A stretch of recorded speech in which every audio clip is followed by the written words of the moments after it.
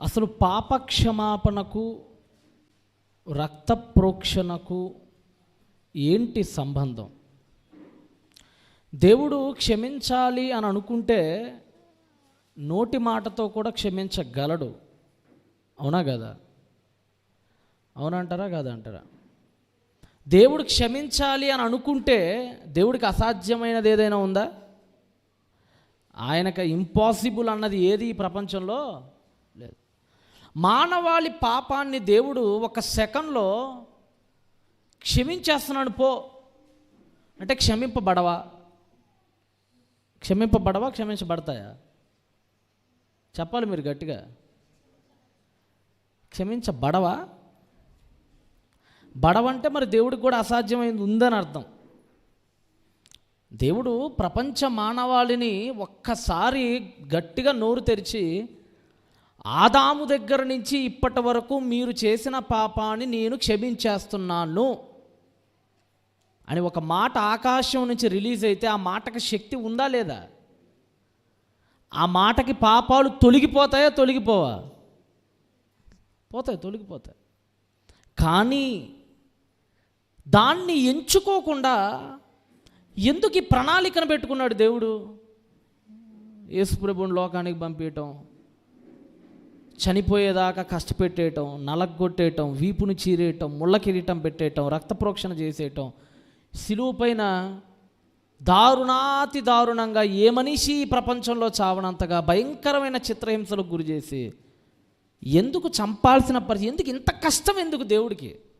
ఒక మాట అంటే పోయిద్ది కదా, ఆయన అంటే జరగందంటూ ఏది లేదు కదా అని మనం బైబిల్లో ఒకసారి ఆలోచించాలి. హేతుబద్ధంగా బైబిల్లో మనం ఆలోచించాలి.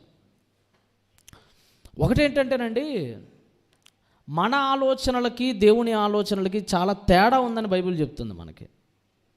ఇరువురి ఆలోచనలు ఒకటే కాదు. ఒక సందర్భాన్ని మనం ఒకలా ఆలోచిస్తే దేవుడు మరొకలా ఆలోచిస్తాడు. మీకు విషయం అర్థం కావాలంటే, నోటితో క్షమించేస్తే, ఏదైనా ఒకదాన్ని నోటితో క్షమించేస్తే ఆ పాప భయంకరత్వానికి ఏమైనా విలువ ఉండిద్ది అంటారా? సింపుల్గా ఆలోచించండి. ఇప్పుడు మిమ్మల్ని ఎవరైనా చూడకుండా రోడ్డు మీద వెళ్ళేటప్పుడు చూడకుండా వారి భుజం మీ భుజాన్ని తాకింది అనుకోండి గబక్కన ఫోర్స్గా, అప్పుడు ఏమని చెప్తారు? సరదాగా సారీ అండి అంటారు. అవునా? ఆ ఒక్క మాటతో మీ ఇద్దరి మధ్య ఏం ఏర్పడిద్ది? ఒక సయోధ్య ఏర్పడిద్దా? సరే అండి చూసుకోలేదు సారీ అండి అంటే ఓకే అండి మంచిది. అక్కడ వరకు సారీ బాగానే పనిచేసిద్ది.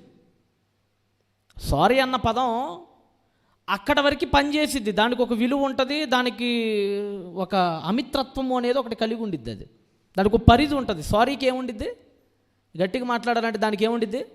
ఒక పరిధి అనేది ఒకటి ఉంటుంది. ఇంకొద్దిగా ముందడుగేసి రోడ్డు మీద కార్ని బాగా ఫోర్స్గా పోనిస్తున్నాడు రోడ్లో. ఇద్దరు భార్యాభర్తలు ఇద్దరు వెళ్తున్నారు. భర్త మీద దెబ్బంట కారు ఎక్కిచ్చేసాడు. డోర్ అలా స్టైల్గా ఓపెన్ చేసి సారీ అండి ఏమనుకోకండి, చచ్చిపోయాడు వాడు. సారీ అండి ఏమనుకోకండి అంటే సయోధ్య కుదిరిద్దా వాళ్ళ మధ్య? సారీ పరిధి మించిపోయింది అది. అవునా కదా? క్షమాపణకి ఒక పరిధి అనేది ఒకటి ఉంటుంది. నోటితో సరే క్షమించేశాను అని నువ్వు అనాలంటే దానికి ఒక పరిధి కావాలి. వాడి భుజం నీ భుజాన్ని తాకినప్పుడు సారీ అని నువ్వు క్షమించేసేవాడిని, ఎందుకంటే అది అలా అంటే క్షమించిపోయే పాపమే అది. కానీ నీ కొడుకుని నీ కూతుర్ని కారు ఎక్కిచ్చేసిన తర్వాత వాడు సారీ అంటే నువ్వు క్షమించటానికి ఖచ్చితంగా వాడు నీకు ఏం చెల్లించాలి? మూల్యం చెల్లించాలి. ఎందుకంటే నోటితో సరే క్షమించేశాను అంటానికి ప్రతి దానికి ఒక పరిధి ఉండిద్దండి.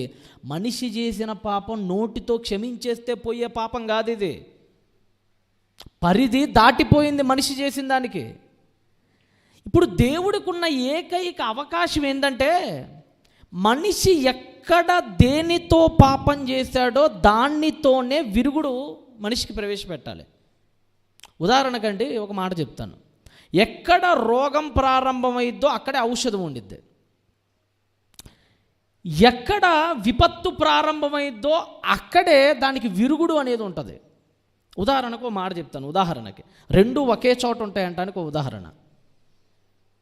అప్పుడప్పుడు పశువులు లేదంటే గొర్రెలు, ఆవులు, ఎద్దులు మలమూత్రాలను విసర్జిస్తుంటాయి రోడ్డు మీద. అవునా? ఆ పేడ, మలం అన్నీ వేస్తూ ఉంటాయి. ఏదైనా ఈగలు కానీ వాటి చుట్టూరు అలా ముసురుకొని నువ్వు తింటున్నప్పుడు నీ అన్నం మీద వచ్చి మళ్ళీ ఏ ఈగలు వాళ్ళని అనుకోండి, నీకేమొచ్చిద్ది? మా చైర్స్ అన్నీ డిస్టర్బ్ అవుతున్నాయి తల్లి, కూర్చోండి. జాగ్రత్తగా ఆలకించండి మాట. అర్థమైందని నేను చెప్పింది? ఏదైనా ఒక ఆవో, ఒక ఎద్దో, ఒక గొర్రో, ఒక బర్రో, ఏదైనా ఒక పశువుని పెట్టుకో నువ్వు, అది మలమూత్రాన్ని విసర్జించి వెళ్ళిపోయింది. దాని మీద వాలిన ఈగ నీ పళ్ళెంలో ఉన్న నీ తిండి మీద వచ్చి వాలింది. నీకేమొచ్చింది? ఏమొచ్చింది? ఖచ్చితంగా ఏమొస్తాయి? అక్కడ బ్యాక్టీరియా నీ అన్నం మీదకి ఎప్పుడైతే చేరుకునిదో అది తిన్నా నీకేమొచ్చింది? రోగం. అంటే రోగం నీకు ఎక్కడి నుంచి వచ్చింది? అది విసర్జించిన మలం ద్వారానే నీకేమొచ్చింది? రోగం వచ్చింది. ఇప్పుడు మనం పంట పొలాల్లో వ్యవసాయం చేస్తూ ఉంటాం. వరో, గోధుమో, మొక్కో వేస్తూ ఉంటాం. వాటికి ఎరువు కావాలి. వేటిని తీసుకొచ్చేస్తారు ఎరువు? ఏంటి? ప్రాకృతిక ఎరువు ఏంటి? మళ్ళా పశువు మలాన్నే తీసుకొని వచ్చి ఏంటి దానిలోనే ఎర్రలను వాటిని వీటిని కలిపి దాన్నే మరలా ఆహారమైన ఏం చేస్తారు? చల్లుతారు. అప్పుడు మరలా అదే తిండి నువ్వేం చేస్తావు? తింటావు. ఏ మలం ద్వారానైతే నీకు రోగం వచ్చిందో అదే మలం ద్వారా నువ్వు తినే తిండి కూడా వస్తుంది. అంటే ఎక్కడ రోగం ప్రారంభమైందో అక్కడే ఏముంది? అక్కడే ఏముంది? ఒక ఔషధం కూడా ఉంది. నిజం చెప్పాలంటేనండి, విషము, ఔషధం రెండు ఒకే చోట ఉంటాయి. ఒకే చోట ఉంటాయి, ఎక్కడికి పోవయ్యి. ఇంకొక ఉదాహరణ చెప్తా. పాము మిమ్మల్ని కాటేసింది, విషం మీకు ఎక్కింది, మీరేమవుతారు? విషం మీకు ఎక్కిన తర్వాత మీరేమైపోతారు? చచ్చిపోతాం. అవునా? చచ్చిపోతాం. Very good. అంటే విషం మనల్ని ఏం చేస్తుంది? చంపుతుంది. ఈరోజు హార్ట్కు సంబంధించిన వ్యాధుల్ని నయం చేయడానికి ట్యాబ్లెట్స్లో వాడుతుంది ఏంటో తెలుసా? అంటే గుండె సంబంధిత వ్యాధుల్ని క్యూర్ చేయటానికి మెడిసిన్స్లో ముఖ్యంగా ఉపయోగించేది పాము విషం. ఏంటి? థాయిలాండ్ కానీ, తైవాన్ కానీ చాలా ప్రాంతాలు ఇవి అక్కడే ఎక్కువ తయారయ్యేవి. వాటిలో ఉపయోగించేది కూడా పాము విషయమే. బ్లడ్ క్లాట్ అయ్యేటట్టు చేసిద్ది అది. కొంత బ్లడ్ క్లాట్ అవ్వాల్సి వచ్చింది మనకి, మనం బతకాలంటే కొన్నిసార్లు వ్యాధులు ఉన్న వాళ్ళకి. అంటే ఏ విషమైతే నిన్ను చంపుతుందో అదే విషయం ట్యాబ్లెట్ రూపంలో మారి నీకేమిస్తుంది? ఏమిస్తుంది? ఔషధాన్ని కూడా ఇస్తుంది. అంటే ఎక్కడ రోగం, ఎక్కడ చావు ఉందో అక్కడ ఏముంది? ఉదాహరణకి లాలాజలం ఉంది, నోట్లో లాలాజలం. మధ్య కోవిడ్ వచ్చినప్పుడు కానీ, కరోనా వచ్చినప్పుడు కానీ అందరూ మాస్కులు పెట్టేసుకోండి అని చెప్పారు. ఎందుకు చెప్పారు ఆ మాట? ముఖ్యంగా దాని ఆంతర్యం ఏంటి? మాస్క్ పెట్టుకోవటం వెనక ఆంతర్యం ఏంటంటే, నువ్వు దగ్గినప్పుడు, తుమ్మినప్పుడు ఆ తుంపర్లు ఎదుటోడి మీద పడితే నీ రోగం ఎవరికి వచ్చింది? అంటే లాలాజలానికి ఉన్న గుణం ఏంటంటే రోగాన్ని ఒకరి నుంచి మరొకటి దగ్గరికి తీసుకొని వెళ్తుంది. చిత్రం ఏంటో చెప్పమంటారా? గాయాలైనప్పుడు ఉమ్మిని గనక అక్కడ పెడితే రోగం చాలా తొందరగా క్యూర్ అవుతుంది. మీరు జంతువులు కానీ, పశువులు కానీ, మనకంటే దెబ్బలు తగిలితే పైన పసుపు ఏదో పూసుకుంటుంటాం. జంతువులకి దెబ్బలు తగిలినప్పుడు అవి ఏం చేస్తాయి తెలుసా? వాటి నాలుకతో నాకుతాయి. ఎందుకంటే ఆ లాలాజలం ఏదైతే ఉందో అది ఆ రోగాన్ని తొందరగా క్యూర్ చేసిద్ది. అంటే ఏ లాలాజలంలో అయితే రోగాన్ని విస్తరింపజేసే గుణం ఉందో అదే లాలాజలంలో ఏముంది? గాయాన్ని మాన్పే గుణం కూడా ఉంది. మీకు ఒక విషయం చెప్పాలంటే, మనిషి మ్యూకస్ అంటే ముక్కులో ఉండిద్ది కదా ద్రవం, ఆ ద్రవం ద్వారా కూడా మందులు తయారు చేస్తున్నారు ఈ మధ్య.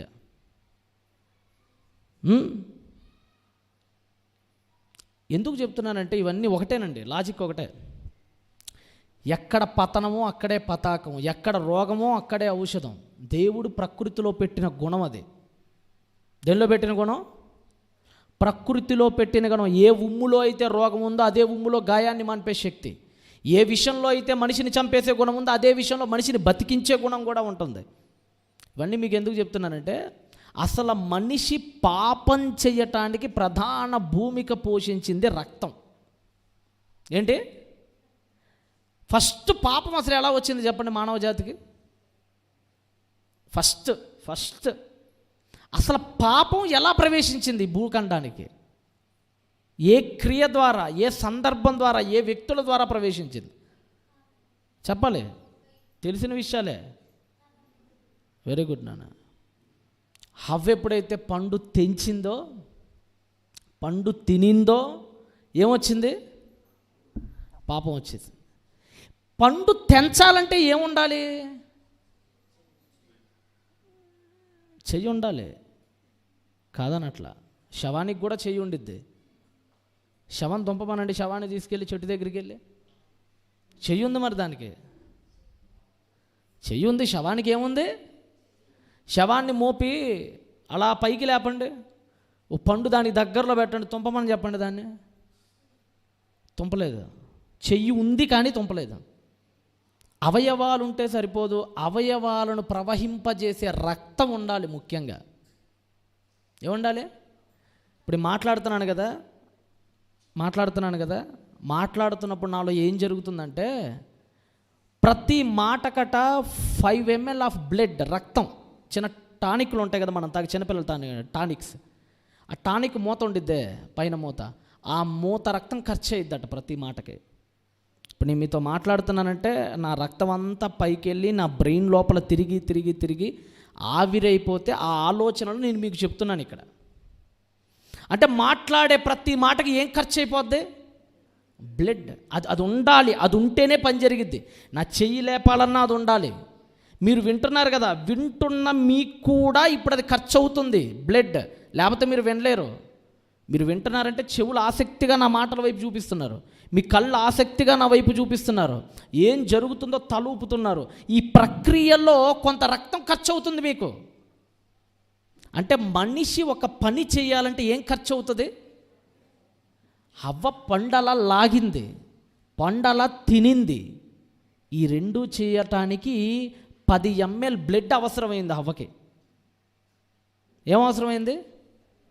ఒక 10 ml అంటే 2 టానిక్కుల మూత అంత బ్లడ్ ఖర్చు అయింది ఒక పండు తినటానికి ప్రతి మనిషికి.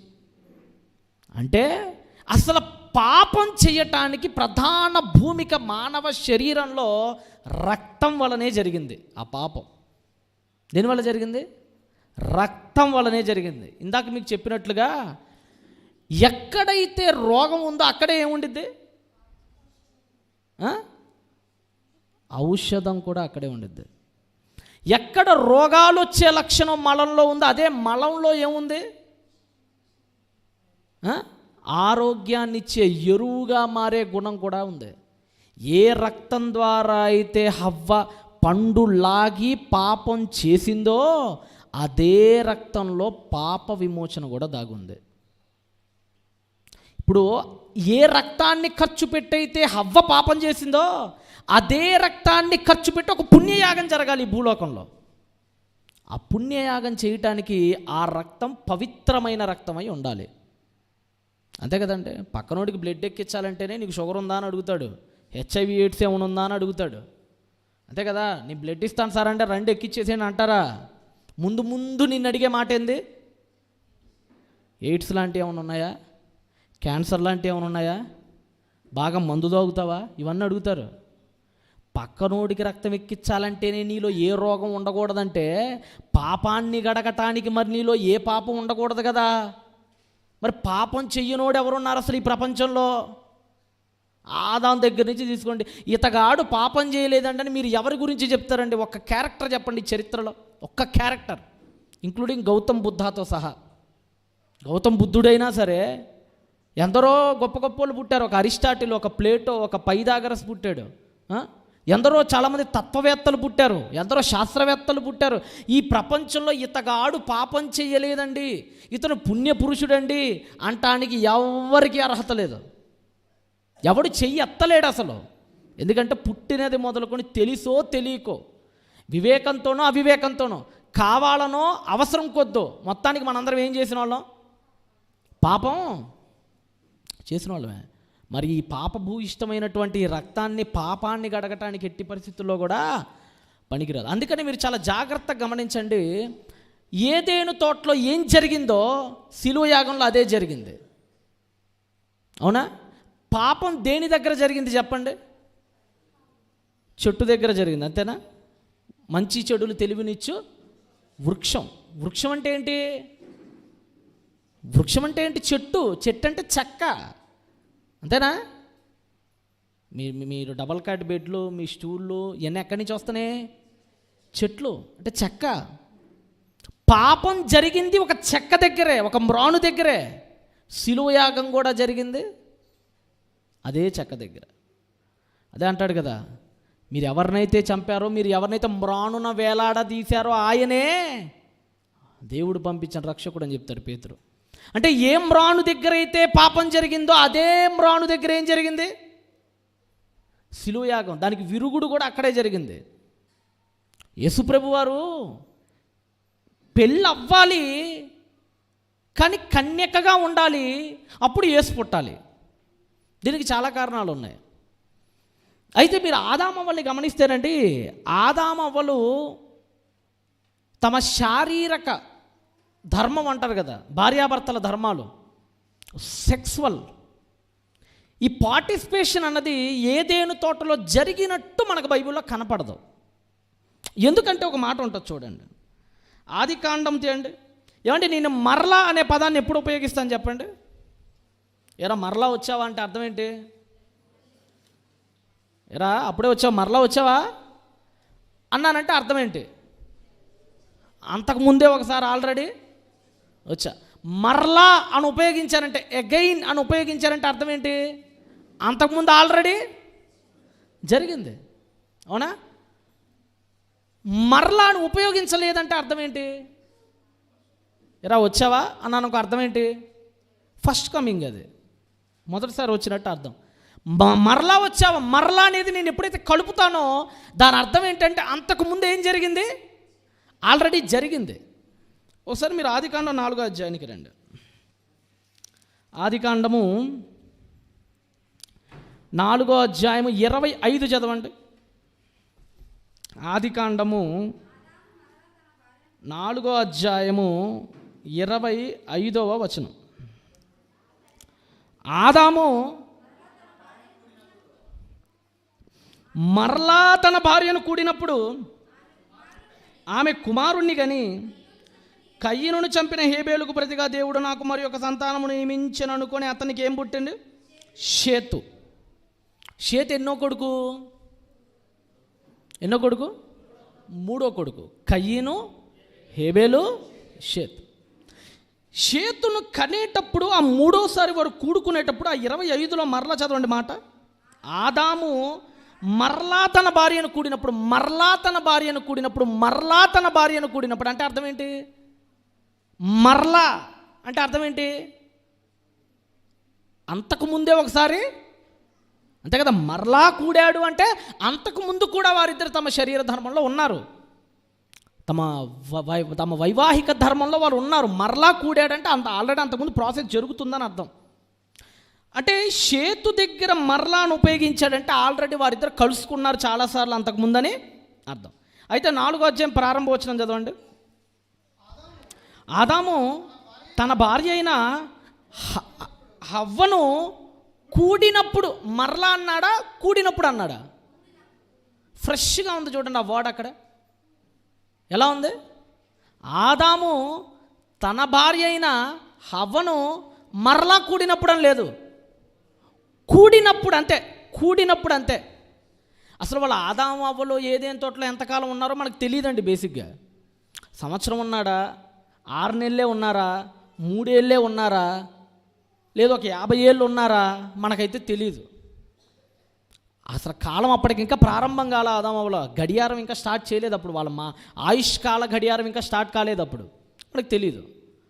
మొత్తానికి వారికి అప్పటికి మంచి చెడులు అనేవి ఇంకా ఆ యొక్క క్యాలిక్యులేషన్లో వాళ్ళు లేరు అప్పటికి. ఇంకా వాళ్ళకి ఆ రెండింటికి అర్థం కావడానికి కొంత టైం పట్టింది. మొత్తానికి ఆదామవ్వలు ఫ్రెష్గా తమ జీవితాన్ని స్టార్ట్ చేసింది ఎప్పుడు?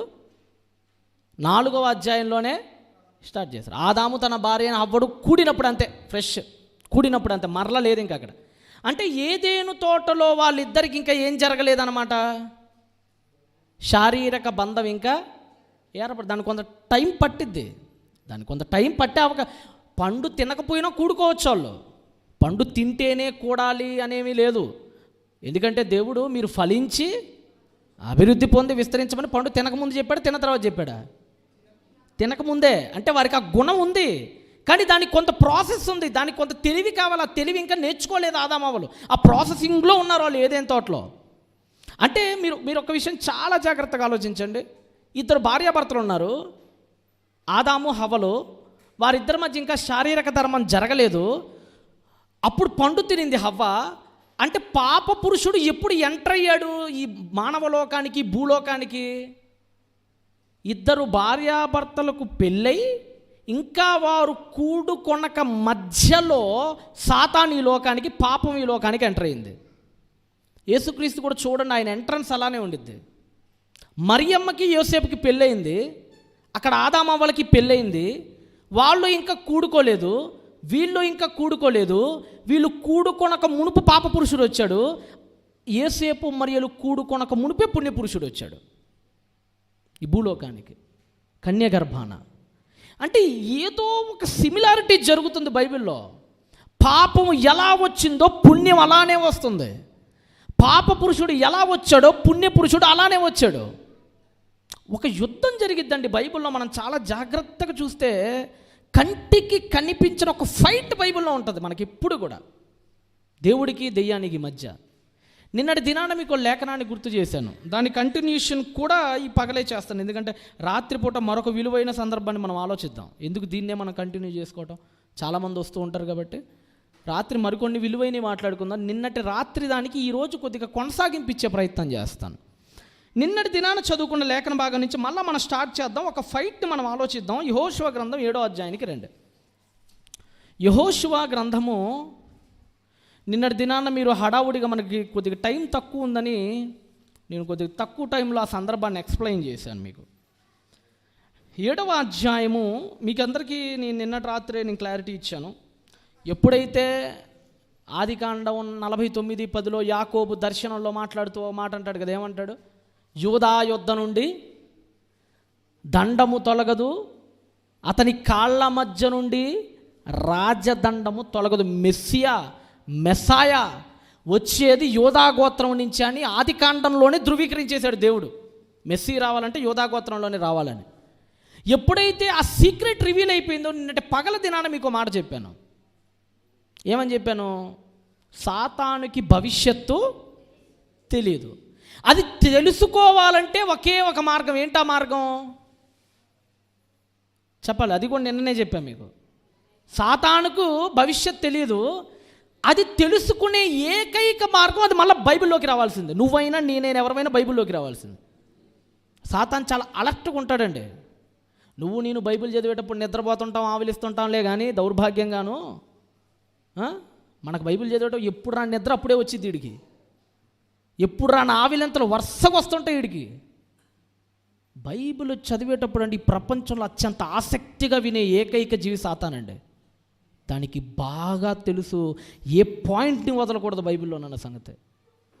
ఎప్పుడైతే యాకోబా దర్శనాన్ని చెప్పాడో అప్పటి నుంచి అది యూదా గోత్రమైన కాన్సన్ట్రేట్ చేసి దెబ్బతీస్తానికి ప్రయత్నించింది.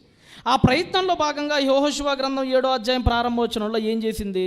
నిన్నటి దినాన్న దాన్ని కొద్దిగా చదువుకొని కంటిన్యూ చేసుకుందాం.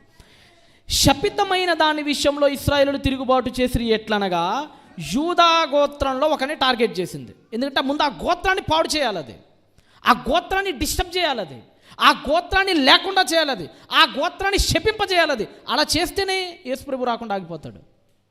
ఆ గోత్రం మీద టార్గెట్ చేసి ఒక బలహీనుడిని పట్టుకుందండి. ఆ బలహీనుడే ఆకాను. ఇదంతా ఎక్కడ జరుగుతుంది? ఎరికో. అది మీకు నిన్న కూడా చూపించారు రిఫరెన్స్. 6వ అధ్యాయం 26 కూడా చదువుకోండి, మీకు ఇంకొద్ది క్లారిటీ ఉంటుంది. 6వ అధ్యాయము 26 కూడా చదవండి, బాగుంటుంది. ఆ కాలమున యెహోషువ జనుల చేత శపథము చేయించి వారికి ఇలాగా ఆజ్ఞాపించును, ఎవడు ఎరికో పట్టణమును కట్టించ పూనుకొనునో. అంటే ఏ నగరం గురించి అది? ఎరికో. అది 5వ అధ్యాయంలో ఉంటుంది, 6వ అధ్యాయంలో ఉంటుంది, 7వ అధ్యాయంలో కూడా ఉంటుంది. మీరు అంతా చదువుకుంటూ పోతుంటే ఎరికోలో ఆకాను అనేవాడిని పట్టుకుంది. పట్టుకున్న తర్వాత వీడు ఏం చేశాడట? 7వ అధ్యాయంలో జాగ్రత్తగా 21, 7వ అధ్యాయము 21 చదవండి. 21 యెహోషువ మొత్తానికి వాడిని పట్టుకున్నాడు. అందరిని బారులు తీశారు. దొంగ ఎవడో గుర్తుపట్టేశాడు దేవుడి యొక్క అనుగ్రహంతో. ఎవరు? యెహోషువ గుర్తుపట్టాడు. దొంగ ఆకాను అడుగుతున్నాడు, ఏరా ఏం చేసావురా అని అంటే 20వ వచనంలో చెప్తున్నాడు, చదవండి. ఆకాను యెహోషువతో, ఇశ్రాయేలీల దేవుడైన యెహోవాకు విరోధముగా నేను పాపం చేశా. ఏం చేశాడట? పాపం చేశా. ఏంటా పాపం? కింద చెప్తున్నాడు, చదవండి. దోపుడు సొమ్ములో ఒక మంచి షినారు పై వస్త్రం, అనగా బట్ట. పై వస్త్రం అంటే ఏంటి? బట్టను. ఆ పై వస్త్రమును 200 తులముల వెండిని 50 తులముల ఎత్తుగల బంగారపు కమ్మిని నేను చూచి వాటిని ఆశించి తీసుకున్నా. వేటిని తీసుకున్నాడు చెప్పండి? ఒక యుద్ధం జరిగింది, బైబిల్ అదే మీకు చెప్తుంది. సాతాను చేత ప్రేరేపింపబడిన వాడైన ఆకాను బట్ట తీసుకున్నాడు, దొంగతనంగా బట్టను తీసుకున్నాడు. వెండి బంగారం అంటే డబ్బుని తీసుకున్నాడు. వేటిని? బట్టని, డబ్బుని. అంటే బంగారం ఏంటంటే అదంతా డబ్బుకు సూచనలేండి, పక్కన పెట్టండి. బట్టని, డబ్బుని రెండింటిని ఏం చేసుకున్నాడు? ఆకాను తీసుకొని పాపం చేసి దాచిపెట్టేశాడు. ఏ ఊరిలో జరిగింది ఆ సంఘటన? ఎరికో. అనగా సాతాను ఎరికో పట్టణంలోని ఒక వ్యక్తిని డబ్బు పిచ్చోడిగా చేశాడు, ఒక దొంగతనం ఉన్నోడిగా చేశాడు. అదే సిటీలోకి 2000 ఏండ్ల తర్వాత ఒక వ్యక్తి అడుగు పెట్టాడు.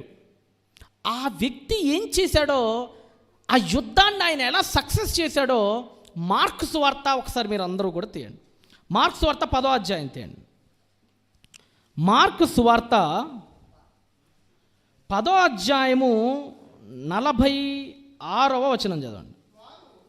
వారు ఎక్కడికి వచ్చారట? ఎరికో. అంటగా 1000 ఏండ్ల క్రిందట ఏ ఎరికోలో అయితే సాతానుగాడు అద్భుతంగా తన జెండా ఎగరేశాడో, ఒక వ్యక్తిని డబ్బు పిచ్చోడుగా మార్చేశాడో, అదే ఎరికో పట్టణానికి పుణ్యపురుషుడు వచ్చాడు. ఇప్పుడు పాప పురుషుడు ఏలిన పట్టణానికి పుణ్యపురుషుడు వచ్చాడు. పుణ్యపురుషుడు వచ్చి ఏం చేశాడో చదవండి. ఆయన తన శిష్యులతోనూ బహుజన సమూహములతోనూ ఎరికో నుండి బయలుదేరి వస్తున్నాడు. ఎరికో డబ్బు పిచ్చోడిగా ఒకనాడు చేసింది ఏ పట్టణంలో అయితే చేసిందో ఆ పట్టణంలోకి యేసుప్రభు వచ్చాడు. అప్పుడు ఒకడు కనపడ్డాడు. ఎవరతను? తీమయి కుమారుడకు బర్తిమయి అని గుడ్డి భిక్షకుడు త్రోవ పక్కన కూర్చున్నాడు. ఎక్కడ కూర్చున్నాడట? ఏ ఊర్లో? ఎరికోలో. వ్యక్తి పేరేంటి? తీమయి కుమారుడైన భర్తమయి. అనగా భర్తమయి పేరు కాదండి, భర్తమయి పేరు కాదు. అంటే కుమారుడు. అంటే హెబ్రీ పదం అర్థం ఏంటంటే కుమారుడు. బరబ్బా అంటారు కదా, అనగా కుమారుడు. సీమోన్ బర్యోనా అంటాడు. గుర్తుందా? యేసుప్రభు ఒకసారి ప్రజలు ఏమనుకుంటున్నారంటే, నువ్వు ఇర్మియా అంటున్నారయ్యా కొంతమంది అంటున్నారు. ఎందుకంటే యేసుప్రభు వచ్చే ముందు ఇర్మియా వస్తాడు అనేటువంటిది ఒక మూఢనమ్మకం వాళ్ళలో ఉంది ఆల్రెడీ. ఎందుకంటే ఈజిప్ట్కి పారిపోతాడు ఆ రోజుల్లో ఇర్మియా గ్రంథంలో, ఈజిప్ట్. సో ఇర్మియా అని కొంతమంది అనుకున్నారట. కాదు ఏలియా అని కొంతమంది అనుకున్నారట. అదంతా వద్దులే కానీ డిస్కషన్ అంతా ఆపే. నాకు మీ అభిప్రాయం కావాలి, మీరేమనుకుంటున్నారు చెప్పనంటే పేతురు ఏమంటాడంటే, నీవు జీవము కలిగిన దేవుని కుమారుడు. అప్పుడు యేసుప్రభు ఏమంటాడు? శభాష్ సిమోన్ బర్యోనా. అనగా కుమారుడు, యోనా అనగా యోనా కుమారుడవైన సీమోన్ అని. ఇక్కడ బర్తిమయి అంటే అంటే అర్థం ఏంటంటే కుమారుడు. తీమయి అంటే తండ్రి పేరు. బర్తిమయి అనేది అతని పేరు కాదు, వాళ్ళ తండ్రి పేరు. నన్ను ఎవరైనా పిలవాలనుకోండి, మా నాన్న పేరుకు ముందు బర్రె పిలుస్తారు నన్ను. ఒక మాటలో చెప్పాలంటే, నన్ను పిలవాలంటే మా నాన్న పేరు ఏదైతే ఉందో దాని ముందు బర్రె పెడితే వచ్చేస్తాను నేను. ఆ రోజులు అలా పిలిచేవాళ్ళండి. భర్తీమయ్యి అనే ఒక గుడ్డి భిక్షకుడు కూర్చున్నాడు అక్కడ. నెక్స్ట్ ఏమండి, గుడ్డివాడు ఎవరతను? ఏమండి, గుడ్డి వాళ్ళు ఎలా ఉంటారు చెప్పండి? గుడ్డి వాళ్ళు డబ్బును వేయాలి. ఇప్పటికీ మీరు చూడండి, చాలా ప్రాంతాల్లో ముందు ఒక బట్టను కప్పుకుంటారు. గుళ్ళ దగ్గర కూర్చున్న వాళ్ళు గుడ్డోళ్ళు, ముఖ్యంగా గుడ్డోళ్ళు బట్టను కప్పుతారు ముందు. ఇంత చిన్న గుడ్డ ముక్క తీసుకొని ముందు కప్పుకుంటే వచ్చిన వాళ్ళందరూ కూడా డబ్బును దేని మీద వేస్తుంటారు? ఆ బట్ట మీద వేస్తూ ఉంటారు. ఆ బట్ట మీద ఉన్న డబ్బునంతా మూట కట్టుకొని తీసుకొని వెళ్ళిపోతాడు సాయంత్రం పూట వెళ్ళిపోయేటప్పుడు భిక్షగాడు. ఇప్పుడు అలా బట్టను కప్పుకొని ఒక భిక్షగాడు ఉన్నాడు. ఆ బట్టను కప్పుకున్నాడని కూడా అక్కడే ఉండిద్ది మనకి. చదవండి ఎక్కడంటే 48వ వచనం చదవండి, 47, 48 చదవండి, 47 కూడా చదవండి. ఈయన నజరేయుడని యేసు అని వాడు విని, దావీదు కుమారుడా దావీదు కుమారుడా యేసు నన్ను కరుణింపుము అని కేకలు వేయ మొదలుపెట్టాను. ఊరకుండుమని అనేకులు వారిని గద్దించింది, కానీ వాడు వెళ్ళ. దావీదు కుమారుడా నన్ను కరుణింపమని మరీ ఎక్కువగా కేకలు వేశాడు. అప్పుడు యేసు నిలిచి, ఒక నిమిషం ఆపండిరా మీరు అన్నాడు. కేకిన పడుతుంది, మీరు ఆగండి, మీరేం అనమాకండి వాడిని అని వాడి దగ్గరికి వెళ్ళాడు. వెళ్ళి వాడిని ఏమన్నారు? పిలువుడని చెప్పగా వారు ఆ గుడ్డివారిని పిలిచారు. ధైర్యం తెచ్చుకొనుము, ఆయన నిన్ను పిలుచుచున్నాడు, లే అని వానితో చెప్పిరి. అంతటా వాడు బట్టను పారవేసి, ఏం పారేశాడట? బట్టను పారేయటమా? చెప్పాను కదా బట్ట అంటే ఏంటో. ఏంటి బట్ట అంటే? ఆ ముందు అలా వేసుకుంటే దాని మీద డబ్బులు పెడుతూ ఉంటారు. ఆ డబ్బు కలిగిన ఆ బట్టనటండి వాడు ఏం చేశాడట? పారవేశాడటండి. పొద్దున్నుంచి సంపాదించిన ఆ బట్టను, ఆ బట్ట మీద ఉన్న సొమ్మును, ఆ బట్టను మొత్తాన్ని కూడా ఒక్క దెబ్బకు తీసి ఇసిరి పక్కన పడేశాడండి. ఏమర్థమవుతుంది మీకు? ఒకనాడు ఏ ఎరికోలో అయితే ఒకడు బట్టను దాచిపెట్టుకొని, డబ్బును దాచిపెట్టుకొని శాపగ్రస్తుడయ్యాడో, అదే ఎరికోలో అదే బట్టను అదే డబ్బును విసిరేసేటట్టు చేశాడు. ఎవరు? సాతాను ఏది చేశాడో దానికి వ్యతిరేకంగా చేస్తున్నాడు. చూడండి, వాడు మనుషుల్ని ఎలా తిప్పాడో దేవుడు తిరిగి తన వైపుకు తిప్పుకుంటున్నాడు. చూడండి, వాడు బట్టని దాచేటట్టు చేశాడు, ఈయన బట్టను పారవేసేటట్టు చేశాడు. వాడు డబ్బును దాచిపెట్టేటట్టు చేశాడు, ఈయన డబ్బును పారవేసేటట్టు చేశాడు. తర్వాత ఏం జరిగిందట అక్కడ చదవండి. అంతటా వాడు బట్టను పారవేసి దిగ్గున లేచి యేసుని వద్దకు వచ్చును. అప్పుడు యేసు అంటున్నాడు, నేను నీకేమి చేయకూర్చున్నానని వాడు అడుగగా, గుడ్డివాడు, బోధకుడా నాకు దృష్టి కలుగు చేయమని ఆయనతో నేను. అందుకు యేసు, నీవు వెళ్ళు, నీ విశ్వాసము నిన్ను స్వస్థపరిచినని చెప్పిన వెంటనే వాడు త్రోవన ఆయన వెంట వెళ్ళి చూపు పొందాడు. అక్కడ ఒకడు చచ్చాడు, ఇక్కడ ఒకడు బతికాడు. ఆకాన్ని అక్కడ చంపేశారు, రాళ్ళు తీసుకొని కొట్టేసి, కళ్ళ గంతలు కట్టేసి రాళ్ళు తీసుకొని కూడా చంపేశారు. ఇక్కడ కళ్ళకు కట్టిన గంతల్ని తెరిచాడు క్రీస్తు.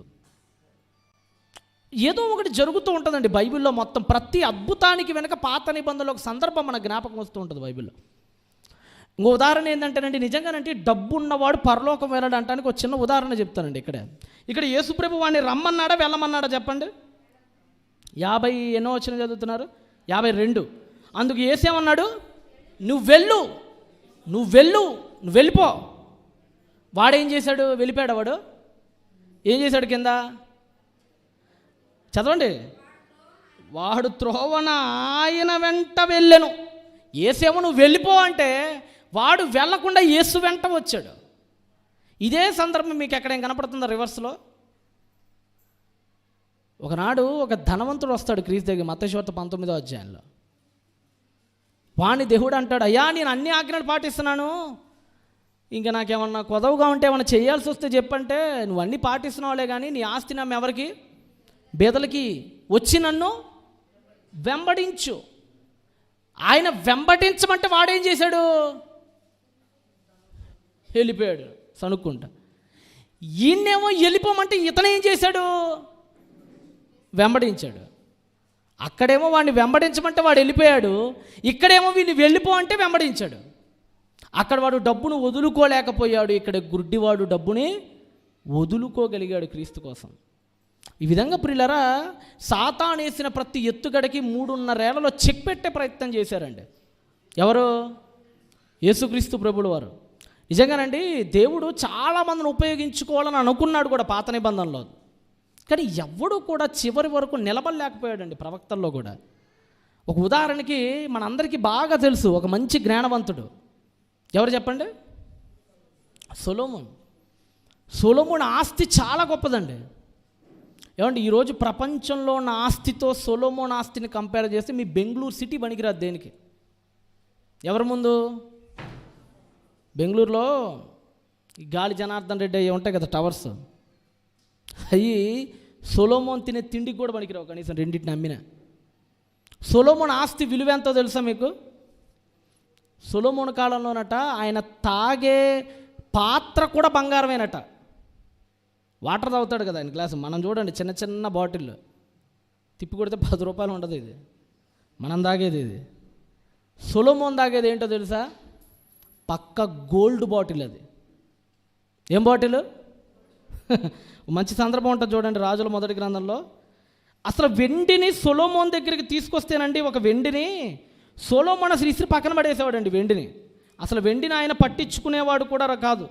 10వ అధ్యాయం తీయండి, రాజుల మొదటి గ్రంథము. ఏమండి, రాజుల మొదటి గ్రంథంలో ఒక చక్కని మాట మనకు బైబిల్లో ఉంటుంది. 10వ అధ్యాయం 21. రాజుల మొదటి గ్రంథము 10వ అధ్యాయము 21 చదవండి. మరియు రాజైన సొలొమోను పానపాత్రలు అంటే ఏంటి? పానపాత్రలు అంటే ఏంటి? తాగే. పానం అంటే తాగటం, పానీయం అంటారు కదా ఇంగ్లీష్లో. హిందీలో పానీ అంటారు అంతే. హిందీలో ఏమంటారు? పానీ. అచ్చ తెలుగులో, గ్రాంధిక తెలుగులో పానము అంటారు అంతే. రెండిటి ఒకటే, మూలం ఒకటే రెండిటికి. పానపాత్రలు అనగా నీళ్లు తాగే గ్లాస్ అట బంగారం. ఒక మాటలో చెప్పాలంటే అండి, సొలొమోను మధ్యాహ్నం లంచ్ కూర్చుంటే ఆయన డైనింగ్ టేబుల్ దీనికంటే 3 ఉండిద్ది. మనం ఈరోజు గ్యాదర్ అయ్యాం కదా, మన ఇంట్లో, మీ ఇంట్లో ఎంత ఉన్నాయి చెప్పండి? మీ ఇంట్లో డైనింగ్ టేబుల్ ఎంత ఉంది? అసలు ఉందా లేదా?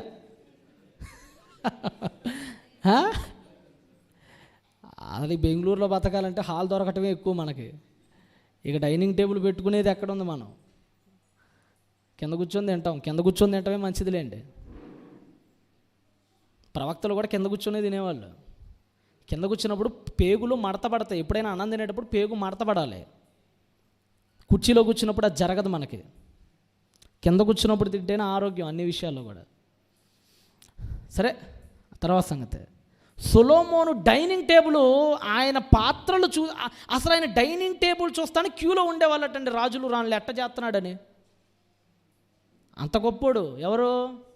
ఆయన తాగే గ్లాస్ చూస్తానికి ఎగబడేవాళ్ళు. అంత బంగారం. చదవండి మళ్ళీ. ఆయన పానపాత్రములు బంగారం, ఇంకా బంగారం అయ్యి ఉండెను.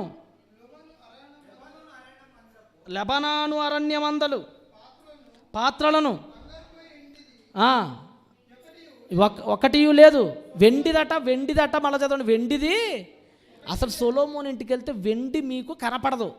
వెండి సొలొమోన్ దగ్గరికి వస్తే తీసి చెత్తబిన్లో పడేయండిరా అంటాడు ఆయన. అసలు వెండిని పట్టించుకోడు. ఇంకా కింద మాట అంటాడు, ఏమంటాడు? సొలొమోను కాలంలో వెండి ఎన్నికకు రాలేదు, పట్టించుకునేవాడే కాదంట అసలు వెండిని ఆయన.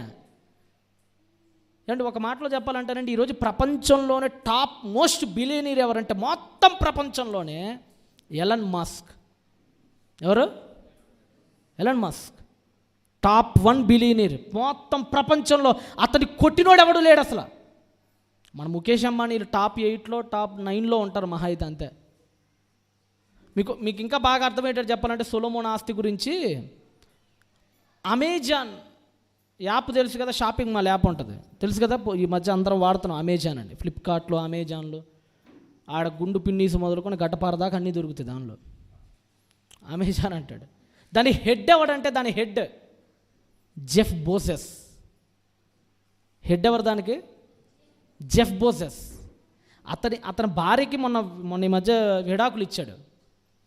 విడాకులకు భరణం ఎంత అనుకున్నారు? భరణం అంటే మరి భార్య అడిగిద్ది కదా విడాకులు తీసుకునేటప్పుడు, నాకేంది మరి లాభం అని అడిగినప్పుడు భరణం ఎంత ఇచ్చారంటే 9.5 లక్షల కోట్లు భార్యకి ఇచ్చిన భరణం అంతే. ఆయన ఆస్తి ఎంతో మీరు జ్ఞాపకం పెట్టుకోండి. ఆయన ఆస్తి అంటే సుమారుగా అధికారికంగా, అనధికారికంగా చాలా ఉంటుంది. అధికారికంగా 18 లక్షల కోట్లు అండి ఆయన ఆస్తి. ఎంత? టాప్ 5లో ఉంటాడు ఆయన ఈరోజు ప్రపంచంలో. 18 లక్షల కోట్లు, 1 కోటి కాదు, 1 కోటి లాంటి కోట్లు, 18 లక్షల కోట్లు కలపాలి. సొలొమోను ఆయన్ని పక్కన పెడితే ఏం జరిగిద్దో తెలుసా? ఇలాంటి జెఫ్ బోజెస్లని 18 మంది జెఫ్ బోజెస్లను కలిపితే ఒక సొలొమోను అవుతాడు. సొలొమోను ఆస్తిని లెక్క కడితే బైబిల్లో, ఆ బైబిల్ అంతా మీరు చదవండి, అతని బంగారం ఎన్ని మణుగులు ఉందో అని చెప్పుకుంటూ వస్తాడు. ఈ రోజున డాలర్స్లో కన్వర్ట్ చేస్తే వస్తున్న సంఖ్య ఎంతంటే 1,50,00,000 కోట్లట. ఇతను 18 లక్షల కోట్లు, సొలొమోను ఆస్తి అతనికి 18 రెట్లు, అనగా 1,50,00,000 కోట్లు. అంటే ఈరోజు ఎలన్ మస్క్ కూడా దేనికి పనికిరాడు అసలు. ఎవరి ముందు అంత ఆస్తిని ఇచ్చాడండి. సొలొమోనుకి లేనిదంటే ఏది లేదండి. ఒక మాటలో చెప్పాలంటే సొలొమోనుకి నేను చెప్పాను మీకు, బుద్ధికి, విజ్ఞానానికి, వివేకానికి, తెలివి, దాంట్లో సొలొమోనుకు దేవుడు 2 ఇచ్చేసాడు. ఒకటి బుద్ధి, వాడికి నన్ను 3వ అధ్యాయంలో ఉంటుంది, అదంతా చదువుకోండి. 2 అడుగుతాడు, 2 ఇస్తాడు. దాంతోపాటుగా ఐశ్వర్యంలో కూడా ఆయన మించిన వాడు లేడు. సొలొమోను కంపారిజన్ చేస్తే డబ్బులో ఆయన దగ్గర ఎవరికి రాలేడు, జ్ఞానంలో ఆయనకి దగ్గర ఎవరు రాలేరు, భక్తిలో కూడా ఆయనకి దగ్గరకి ఎవరు రాలేరు. ఆయన భక్తిని కనుక చదివితే సిగ్గు అనిపించింది మనకి. ఒకసారి రాజుల మొదటి గ్రంథం 5వ అధ్యాయం ఒకసారి మీరు అందరూ చేయండి. ఆయన భక్తి ఎంత గొప్పదో మనకు అర్థం కావాలండి. 6వ అధ్యాయం ఏంటి, రాజుల మొదటి గ్రంథము 6వ అధ్యాయం ఒకసారి తిండి. ఆయన భక్తి ముందండి నిజంగా నాది కూడా భక్తేనా అనిపించింది నీకు. ఆయన భక్తి పరాకాష్ఠ చూస్తే 6వ అధ్యాయము 7వ వచనం చదవండి. అయితే మందిరం కట్టేటప్పుడు ఏం కట్టేటప్పుడు ఏమంటే సాధారణంగా మనందరం ఇల్లులు కట్టుకుంటాం, లేదంటే ఇంటి పని చేసేవాళ్ళు మీలో చాలామంది ఉండొచ్చు. తాపి పనులు, బిల్డింగ్ కట్టే పనులు చాలామంది మనలో చేస్తూ ఉండొచ్చు. సాధారణంగా ఇల్లు కట్టేటప్పుడు ఏం జరిగిద్ది చెప్పండి? సాధారణంగా ఇల్లు కట్టేటప్పుడు అక్కడ వాతావరణం ఎలా ఉండిద్ది? చాలా పీస్ఫుల్గా ఉండిద్దా? సౌండ్లుగా, నాయిస్గా, డిస్టర్బ్గా ఉండిద్దా? ఎలా ఉండిద్ది? మీ ఇంటి పక్కన ఇల్లు కడుతున్నాడు, ఎలా ఉండిద్ది? సమ్మగా ఉండిద్దా మీకు? సౌండ్లు, పార సౌండు, తాపీ సౌండు, ఇసుక సిమెంట్ కలిపితే ఆ సౌండు ఎలా ఉంటుంది చెప్పండి? ఇటు పక్కన అయితే మోత వస్తూ ఉంటుందండి. ఆ కంకర ఇసుక వేస్తే మిషన్లు ఉంటాయి కదా, ఆ మిషన్ సౌండ్లు. ఇప్పుడు కూలీలు కూడా ఉంటారు కదా, కూలీలు కూడా కామ్గా పనిచేస్తారా, మాట్లాడుకుంటూ పనిచేస్తుంటారా? మన ఇండియా వాడికి నోరు లేకపోతే ముద్ద కూడా దిగదు, తినేటప్పుడు కూడా మాట్లాడుతుంటాడు. మన వాళ్ళు ఏంటంటే కాసేపు సైలెంట్గా ఉండలేరండి, కాసేపు సైలెంట్గా ఉండలేరు. మనం తినేటప్పుడు ఫోన్ మాట్లాడుతూ తినేవాళ్ళు కూడా ఉంటారు కొంతమంది. ఆ పళ్ళు అది కొరకటం అంతే, మాట్లాడతాం ఇంతే. 2 వేరు పనులు అనమాట. ఒకే మిషన్లో 2 వేరు పనులు ఒకేసారి చేస్తాం మనం. సౌండ్లు వస్తుంటాయి. సొలొమోను ఎంత గొప్పడు అంటేనండి, మందిరం కట్టేటప్పుడు మీకు ఇంకొక చిన్న ఉదాహరణ చెప్తే కానీ వాక్యం అర్థం కాదు మీకు. అందుకనే ఒక చిన్న ఉదాహరణ చెప్తా. మీలో ఎవరైనా సహజంగా ఇల్లు కట్టేటప్పుడు గమనిస్తుంటాం, ఇల్లు చేసేవాళ్ళు తాపి పనులు కూడా ఉండొచ్చు మీలో. ఒక పిట్ట కూడా అలా కట్టుకుంటూ వెళ్ళామనుకోండి, మనం చివరికి స్తంభం వచ్చింది అనుకోండి, పిల్లరు ఇంత ఖాళీయే ఉంది, అక్కడ ఇంత ఖాళీయే ఉంది, ఇటుకేమో ఎంత ఉంది. అప్పుడు మీరు ఏం చేస్తారు? స్థలం ఎంత ఉంది, ఇటుక ఎంత ఉంది, ఏం చేస్తారు? కొలత కొద్దిగా జాగ్రత్తగా చూసుకొని తాపి పెట్టి స్టైల్గా రజనీకాంత్ లెవెల్లో పైకెత్తి అలా కట్ చేసి ఆ ముక్కను అలా తీసుకొని వచ్చి ఈ మధ్యలో పెట్టి సిమెంట్ వేసారు, అంతేనా? అలా పగలగొట్టినప్పుడు ఏమొచ్చింది? సౌండ్ వచ్చింది. సొలొమోను ఆజ్ఞ చూస్తే మీరు అసలు సొలొమోను దగ్గర ఒక్కరోజు తాపి పని చేస్తే మీ సమాధి 2వ రోజు ఉండిద్దాడ. చూడండి అక్కడ ఏం జరిగిందో చూడండి. సొలొమోను ఆర్డర్ జారీ చేశాడు. ఆర్డర్ ఏంటో చూడండి పని చేసేటప్పుడు.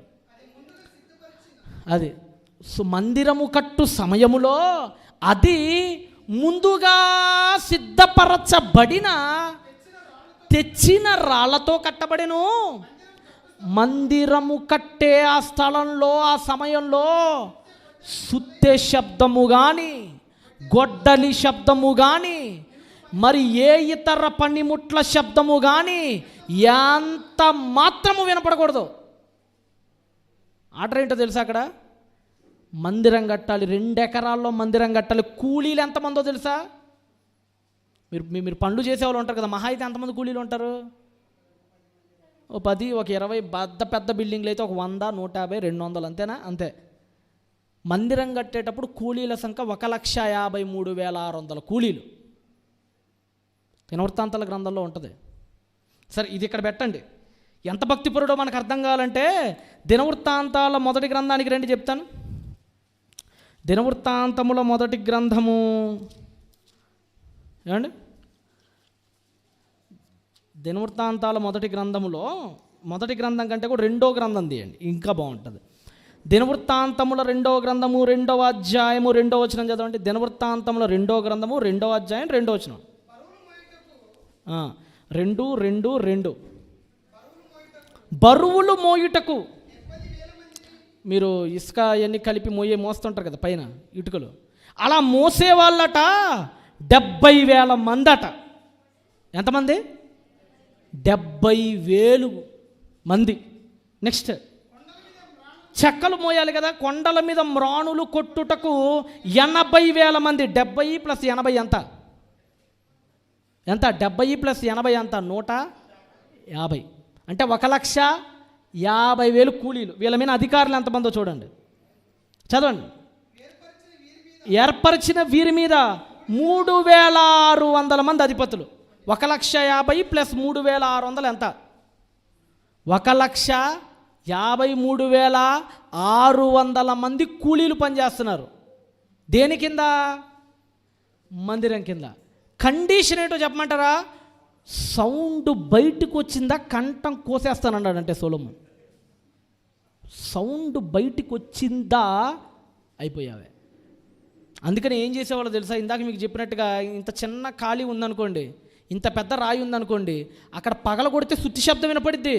వినపడిందంటే వీడికి శబ్దం ఆగిపోద్ది. ఇక్కడ ఏం చేసేవాళ్ళంటే కొలత కొలుచుకొని రాయిని పట్టుకొని 30 కిలోమీటర్ల అవతలకి వెళ్ళి కట్ చేసుకొని వచ్చి మళ్ళీ పెట్టేవాళ్ళు. మిమ్మల్ని చేయమంటే ఎంతమంది చేస్తారు పని? నీకు నీ బెంగళూరుకో దండం రా బాబు, మా కర్నూలే బెటర్ అని అడిగిపోతారు. కండిషన్ చూడండి, అంత భక్తి ఎంతంటే నా దేవుడికి రవ్వంత శబ్దం కూడా వినపడకూడదు, నా దేవుడికి నాయిస్ వినపడకూడదు, డిస్టర్బ్ ఉండకూడదు. మందిరం కట్టేటప్పుడు మీరు కట్ చేయాలనుకుంటే, సౌండ్ కనుక రావాలనుకుంటే ఇక్కడ వద్దు, మీరు వెళ్ళిపోండి. మందిరం దాటి, ఊరు దాటి 30 కిలోమీటర్ల అవతలకి వెళ్ళి అక్కడ కట్ చేసుకుని ఇక్కడికి వచ్చి ఇక్కడ పెట్టండి మీరు. కాబట్టి సాధారణంగా పనిచేసే దగ్గర సౌండ్ రాకుండా పూరిపాక కూడా కట్టలేమండి మనం. సౌండ్ రాకుండా కడతామా? పూరిపాక కట్టేటప్పుడు కూడా ఏమొస్తుంది? సౌండ్ వస్తుంది. కానీ 1,53,600 మంది ఉన్న కూలీలకట సుత్తి శబ్దం రాకూడదట. మళ్ళీ చదవండి అక్కడ. అది కాదు నాన్న, అది కాదు. రాజుల గ్రంథానికి వెళ్ళిపోండి. రాజుల మొదటి గ్రంథము 6వ అధ్యాయంలోనికి వెళ్ళిపోతే, రాజుల మొదటి గ్రంథము 6వ అధ్యాయము ఎన్నో వచనం చెప్పాను? 7వ వచనం చదవనా? అయితే మందిరము కట్టు సమయమున అది ముందుగా సిద్ధపరిచి తెచ్చిన రాళ్లతో కట్టబడిన మందిరము కట్టు స్థలమున సుత్తె శబ్దము కానీ, చెట్లు నరికే గొడ్డలి సౌండ్ కానీ, అది పార కానీ, తాపి కానీ, ఇనప పనిముట్టు ఏదుంటే అది ఆ ఇనప పనిముట్ల శబ్దము కానీ కొద్దిగా కాదు, ఎంత మాత్రము వినపడకూడదు. అంతే. భక్తి ఎవరికైనా మనకు ఉందండి అసలు? దేవుని మందిరంలోకి వచ్చిన మనం వాక్యం చెప్పేటప్పుడు ఎలా ఉంటాం చెప్పండి? ఒక సేవకుడు మాట్లాడుతూనే ఉంటారు, వాళ్ళు అక్కడ ఫోన్లు మాట్లాడేవాడు ఫోన్ మాట్లాడుతుంటాడు. అరే ఇక్కడ చర్చిలో ఉన్నా, తర్వాత ఎందుకది ఇప్పుడు మూసేసుకోవడం తెలీదా ఫోను?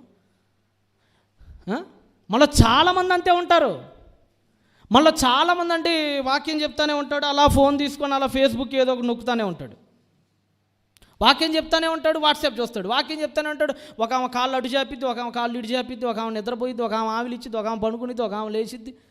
ఇది ఎందుకు వస్తారో తెలియదు కొంతమంది. అది మనకున్న భక్తి. కానీ కట్టేటప్పుడు ఒక్క సౌండ్ కూడా రాకుండా 1,53,600 మంది ఉండగలిగారంటే దేవుని పట్ల సొలొమోనుకున్న అంకిత భావం ఎంత గొప్పదో చూడండి. దేవుణ్ణి ఎంత ప్రేమించాడో చూడండి. అయ్యో, నా దేవుడు గుండెకి గొడ్డలు అడ్డు రాకూడదు, నా దేవుడి సుత్తిమెత్తని ఆ రూపానికి సుత్తి అడ్డు పడకూడదు, నా దేవుని ఇంపైన ఆ దేహానికి ఈనప పనిముట్టు అడ్డు రాకూడదు. అంత కమిట్మెంట్తో ఉండేవాడండి. నిండుగా తిప్పి కొడితే 25 ఏళ్ల వయసు లేదు అక్కడ సొలొమోనుకి, 23 ఏళ్ల వయసులో ఆ సంఘటన జరుగుతుంది అక్కడ. ఎంత భక్తి ఉందో చూడండి. ఏమండి, అలాంటి కండిషన్స్తో మందిరాన్ని కట్టాడండి. సొలొమోను జీవితం ఒక్క దగ్గర పాడైపోయిందండి. మీకు అందరికీ తెలుసు సొలొమోను మొత్తం ఎన్ని పుస్తకాలు రాశాడు బైబిల్లో? చెప్పండి. మొత్తం బైబిల్లో పుస్తకాలు అడగట్లా నేను, మీరు మళ్ళీ డౌట్ పడారు. సొలొమోను రాసిన పుస్తకాలు సామెతలు, ప్రసంగి, పరమగీతాలు. సామెతలు సుమారుగా 30-35 ఏళ్ల వయసు ఉన్నప్పుడు రాశాడు. పెళ్ళయి ఒక భార్యతో గడుపుతున్నప్పుడు రాసిన పుస్తకం అది. మొదట 10 ఏళ్ల వరకు సొలొమోనుకు ఒకటే భార్య, పక్కన ఆడదాన్ని కన్నెత్తి కూడా చూసేవాడు కాదు. మొదట పెళ్ళైన 10 ఏళ్ల లోపల ఒక్కసారి ఒకటే భార్య, ఫరో కుమార్తెను చేసుకున్నాడు. ఆమె కూడా అంతంత మాత్రం బ్లాక్గా ఉండేది ఆమె కూడా. అది మీకు పరమగీతాలు చదివితే అర్థమైద్ది. సొలొమోను మొదటి భార్య బ్లాక్, కానీ ప్రేమించి పెళ్లి చేసుకున్నాడు మంచిగా. సుమారుగా ఒక భార్యతో గడుపుతున్నప్పుడు రాసింది సామెతల గ్రంథం, దానికంటే ముందు రాసింది పరమగీతాలు. పరమగీతాలు చూడండి, రొమాన్స్ ఎక్కువ ఉండేది మనకు దానిలో. నా ప్రియుడా, నా ప్రేయసి, ఈ పదాలు ఎక్కువ ఉంటాయి, రొమాంటిక్ లాంగ్వేజ్ ఎక్కువ ఉండిద్ది. అంటే అతను యవ్వన ప్రాయంలో రాశాడు. మీరు ప్రసంగి చూడండి, వైరాగ్యత, ముసలోళ్ళు ఉపయోగించే పదాలన్నీ దానిలోనే ఉంటాయి. నాకు జీవితం బతకాలని లేదురా, అన్నీ దానిలో వ్యర్థం సమస్తం వ్యర్థం. దాదాపుగా 80-90 ఏళ్ల వయసులో రాశాడు. దేన్ని? ప్రసంగిని. సొలొమోన్ అండి, ఒకరోజు సొలొమోన్ జీవితంలో ఏం జరిగిందంటే, మందిరం కట్టినప్పుడు ఇన్విటేషన్కి వెళ్ళేవాడండి. అంతే కదా, మనం కూడా ఇల్లు కట్టుకున్నప్పుడు ఏం చేస్తాం సహజంగా? గృహప్రవేశం ఆహ్వానాన్ని మనం కూడా అందరికీ తెలియజేస్తాం. అలా గృహప్రవేశ ఆహ్వానానికి అందరి దగ్గరికి వెళ్ళేవాడు. ఇప్పుడు ఉదాహరణకు మనకు కాలేజీ ఓపెన్ చేయాలనుకోండి, కాలేజీ ఓపెన్ చేసేటప్పుడు ఎవరెవరిని పిలుస్తారు? పెద్ద వాళ్ళని పిలుస్తారు. జాయింట్ డైరెక్టర్ గారు, ఇంకా బాగా అవకాశం ఉంటే డాడీ గారు, ఇంకా అవకాశం ఉంటే పైన, అలా మనం వెళ్తూ ఉంటాం మ్యాక్సిమం. అంగరంగ వైభవంగా మంచి లంచ్, మంచి ఫుడ్, మంచి డెకరేషన్, అంగరంగ వైభవంగా మనం ఓపెన్ చేస్తాం. సొలొమోను కూడా మందిరం కట్టేటప్పుడు చాలా భక్తిగా ఉన్నాడండి. మందిరం కట్టినంతసేపు కట్టిన కడుక్కుడుగా ఉన్నాడు సొలొమోను. ఇప్పుడైతే మందిరం అయిపోయిందనంటే ఇన్విటేషన్స్ ఇవ్వడానికి వెళ్ళినప్పుడు దారుణాలు జరిగిపోయినాయండి. సొలొమోను అదంతా మీరు చదువుకోండి, 4-5 అధ్యాయాలు, ఇవన్నీ మీరు అధ్యాయాలన్నీ చదువుకుంటూ ఉంటే 2వ అధ్యాయం ప్రారంభం చదవండి చెప్తా. 2వ అధ్యాయం. సొలొమోను జ్ఞానం అంతా ఇంత కాదు, మీకు వీలైతే రాత్రి చెప్తా సొలొమోను ఎంత జ్ఞానవంతుడు. సొలొమోను జ్ఞానం చూస్తే మైండ్ బ్లాక్ అయిపోద్ది మనకు అసలు. సొలొమోన్ అండి మొత్తం 1005 కీర్తనలు రాశాడండి. ఎన్ని? మనకు మొత్తం బైబిల్ ఎన్ని కీర్తనలు ఉన్నాయి? 150. ఆ 150 కూడా సొలొమోని ఏం కావు. మళ్ళా దానిలో 71 కీర్తనలు దావీదు ఉన్నాయి. నెక్స్ట్ చాలామంది కీర్తనలు ఉన్నాయి, ఆసాపు కీర్తనలు ఉన్నాయి, కొరవ కుమారుల కీర్తనలు ఉన్నాయి. తర్వాత సొలొమోను కీర్తన 2 మనకు బైబిల్లో కనిపించాయి. 123వ కీర్తన ఒకటి, దానిలో గర్భఫలము దేవుడిచ్చు, అదొకటి మహాయితి. ఇంకోటి ఉంది, 2 కనపడతాయి మహాయితి. మొత్తం ఎన్ని కీర్తనలు రాశాడు? అది కూడా మీకు ఇదే రాజుల్లో ఉంటుంది. ఇదే రాజుల గ్రంథాన్ని మీరు చదువుకుంటే, ఇదే రాజుల గ్రంథము ఇదే 4వ అధ్యాయంలోనే మీకు అక్కడ 4వ అధ్యాయం తీయండి చెప్తా. 4వ అధ్యాయము 32 చదవండి. 32 రాజుల మధ్య గ్రంథం 4:32. అతడు 3000 సామెతలు చెప్పిను, 1005 కీర్తనలు. ఎన్ని కీర్తనలు అటండి? 1005 కీర్తనలు. బైబిల్లో మనకి ఎన్ని ఉన్నాయి? 2 కీర్తనలు. మిగతా ఎన్ని దావీదు వీళ్ళు రాసినవి. సొలొమోని అయితే మనకి 2 ఉన్నాయి. ఎన్ని కీర్తనలు లేవు మరి ఇప్పుడు? 1003 కీర్తనలు ఈరోజు మనకి లేవంటే అర్థం ఏంటంటే అది అవసరం లేదు కాబట్టి దేవుడు పెట్టలేదని అర్థం, అంతే, అంతకు మించి ఏం లేదు. ఇవి మనకు సరిపోతాయని అర్థం అంతే. మొత్తం ఎన్ని సామెతలు రాశాడట సొలొమోను? అక్కడే ఉంది చదవండి ఫస్ట్లోనే. 3000. మనకి ఇప్పుడు బైబిల్లో ఎన్ని సామెతలు ఉన్నాయి? 849 ఉన్నాయి. ఎన్ని? గట్టిగా మాట్లాడితే 850 సామెతలు. సొలొమోను రాసినవి ఎన్ని? 3000. మిగతా 2150 సామెతలు లేవు మనకి. లేవంటే అర్థం ఒకటి ఏంటి? అవి మనకు అంతగా అవసరం. మన మొహాలకి చదివితే ఈ చదవటానికి మనకు వల్ల కావట్లే. కాబట్టి ఏంటంటే ఇంత జ్ఞాన సంపన్నుడు అండి. ఈ మంచి జ్ఞానాన్ని అభ్యసింపజేసిన తర్వాత 3వ అధ్యాయం ప్రారంభాన్ని ఒకసారి చదవండి. 3వ అధ్యాయం ప్రారంభం. స్థిరపడిన తర్వాత, ఇదంతా అయిపోయిన తర్వాత, దేవుడు అతని సింహాసనం స్థిరపడిన తర్వాత 3వ అధ్యాయం ప్రారంభంలో తర్వాత సొలొమోను ఐగుప్తు రాజైన ఫరో కుమార్తెను పెండ్లి చేసుకొని అతనికి అల్లుడాయను. 3వ అధ్యాయం వరకు బాగున్నాడండి, చాలా అద్భుతంగా ఉన్నాడు. 1,50,000 కోట్ల ఆస్తితో, పెద్ద మందిరంతో, పేరు ప్రఖ్యాతలతో, అద్భుతమైన జ్ఞానంతో, అద్భుతమైన ఐశ్వర్యంతో, అద్భుతమైన బుద్ధితో, అద్భుతమైన భక్తితో, ఏ కోణంలో చూసిన సొలొమోను కొట్టేవాడు ఈ భూప్రపంచంలో లేడు. అంత భక్తిపరుడు, ఐశ్వర్యవంతుడు, జ్ఞానవంతుడు, సకలం కలగలిపిన వాడు ఎవరు? సొలొమోను. ఎప్పుడైతేనండి ఇన్విటేషన్స్ ఇవ్వడానికి వెళ్ళాడో, రాజు దగ్గరికి వెళ్ళటం, సార్ మా మందిరం ఓపెన్ జరుగుతుంది, మీరందరూ తప్పనిసరిగా రావాలి కుటుంబం అని అంటాం. ఈ లోపలే మరి ఇంటికి ఎవరైనా అతిథులు వస్తే ఏం చేస్తుంటాం మనం సహజంగా? ఇంటికి ఎవరైనా అతిథులు వచ్చారంటే ఫస్ట్ మీరేమంటారు చెప్పండి? కాఫీ ఏమైనా తాగుతారా? ఫస్ట్ వచ్చే మాట ఏంది? నువ్వు ఎండాకాలం మే నెలలో మిట్ట మధ్యాహ్నమైనా రా, మనకు తెలిసింది టీ తాగుతావా అంతే. ఎంత ఎండలైనా ఉండేయండి, టీ తాగెళ్ళండి సార్ అంటావు. ఆ పైన ఎండ మండిపోయి చెమట్లు కారిపోతున్నా కానీ టీ ఉఫ్ అని తాగుతూనే ఉంటాడు ఈడాడు. మరి మనకు అదేమీ ఆనందం అర్థం కావట్లేదు. కొంతమంది చూడండి ఎండాకాలం కూల్ డ్రింక్ కూడా వద్దంటారు, నాకు టీయే కావాలంటారు కొంతమంది.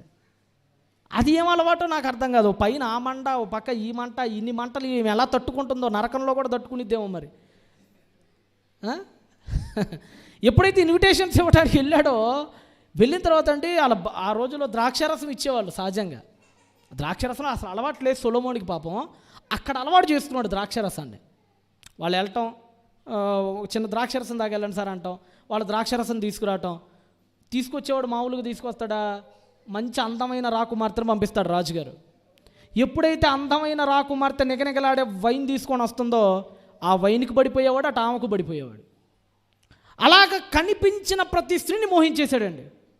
ఇన్విటేషన్ కోసం వెళ్ళటం, ద్రాక్షారసం తాగటం, ఇదంతా మీరు చదువుకోండి. 3-4 అధ్యాయాల కార్యాచరణలు ఎలా జరిగాయో మీకు ఉంటుంది. ఆ అధ్యాయాలన్నీ మీరు చదువుకుంటా పోతుంటే ఇన్విటేషన్కి వెళ్ళటం, ఆమెను చూస్తాం, ఆమెను మోహించడం, వైన్ తాగటం, ఆమెను మోహించడం, వైన్ తాగటం, చివరికండి మందు పిచ్చోడైపోయాడండి సొలొమోను. ఎంత పిచ్చి, ఎంత మందు పిచ్చోడయ్యాడో చెప్పమంటారా? మందు తాగటం కోసం పెద్ద ఫ్యాక్టరీనే కట్టుకున్నాడు. ఏం కట్టుకున్నాడు? ప్రసంగి గ్రంథం ఏంటి, చచ్చిపోయేటప్పుడు సీక్రెట్ చెప్తాడు.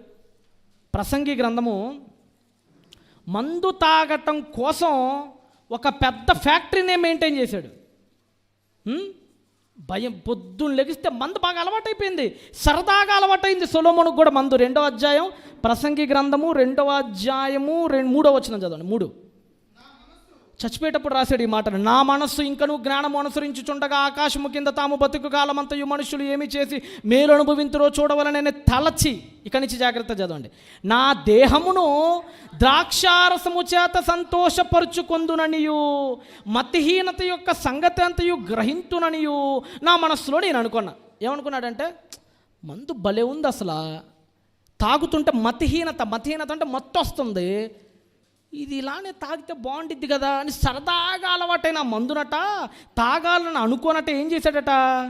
4వ వచనం 4, నేను గొప్ప పనులు చేయబోనుకుంటే నా కొరకు ఇండ్లు కట్టించుకుంటే ద్రాక్ష తోటలు నాటించుకున్నాడట. చివరికి మందు కోసమట, తాగే ఒక పెగ్గు మందు కోసం పెద్ద పెద్ద తోటల్ని నాటిపించాడటండి. అంటే మందు ఫ్యాక్టరీని పెట్టేశాడు సొలొమోను. పొద్దున టన్నులు మందు వచ్చేది సొలొమోనుకి. మందంతా తాగేవాడు. ఒక పక్క అమ్మాయిలు ఉండేవాళ్ళు. కామాతురత కలిగిన వాడే అని ఉంటుంది కదా రాజుల మొదటి గ్రంథం 11వ అధ్యాయంలో.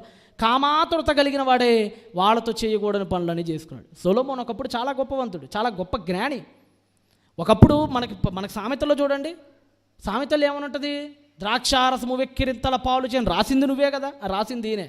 దాన్ని తప్పింది ఎవరు? ఏమండి, సొలొమోను రాసిన సామెతల గ్రంథానికి బద్ధ శత్రువు సొలొమోనేనండి. ఏ విషయాలు రాశాడో అన్ని విషయాల్లో తప్పిపోయాడు. వేశ్య జోలికి వెళ్ళకు, చక్కని దాని సౌందర్యం ముందు సంతోషింపకు, అది చికిలిస్తుంది, దాని వైపు చూడకు, ఏకపత్ని వ్రతుడేండు, నీ భార్య ఒక్కదాని అందే నువ్వు సంతోషించు, దాని కౌగిట్లోనే ఉండు, వేశ్య వైపు వెళ్ళకు, అది లోతైన గొయ్యి, దాని పెదవుల వెంట తేనె కారును, దాని దగ్గరికి వెళ్తే నీ శరీరం క్షీణించి పోవును, నీ ఆస్తంతా పరదాయి దానికి ఎందుకురా నువ్వు ఇచ్చేది. ఇవన్నీ రాసినోడెవరు? సొలొమోనే. తప్పినోడెవరు? సొలొమోనే. ఎప్పుడైతేనంటే సరదా కోసం నువ్వు అలవాటు పడతావో నీ సరదా నీ జీవితం మొత్తాన్ని సర్వనాశనం చేసేసిద్ది. ద్రాక్షారసం ఎవరైతే తాగొద్దన్నాడో, ఎవడైతే విక్రింతల పాడు చేసిద్దన్నాడో, ఎవరికి శ్రమ, ఎవరికి దుఃఖము, పొద్దున్న లేచితే ద్రాక్షారసంతో పొద్దుగుంకు వారికే కదా మంద దృష్టి కలుగు చేయను ద్రాక్షారసం ఎవరైతే రాశారో ఆయనే ద్రాక్షరస తోటలు ఇప్పించేసుకుని మందులకు అలవాటు పడిపోయాడండి.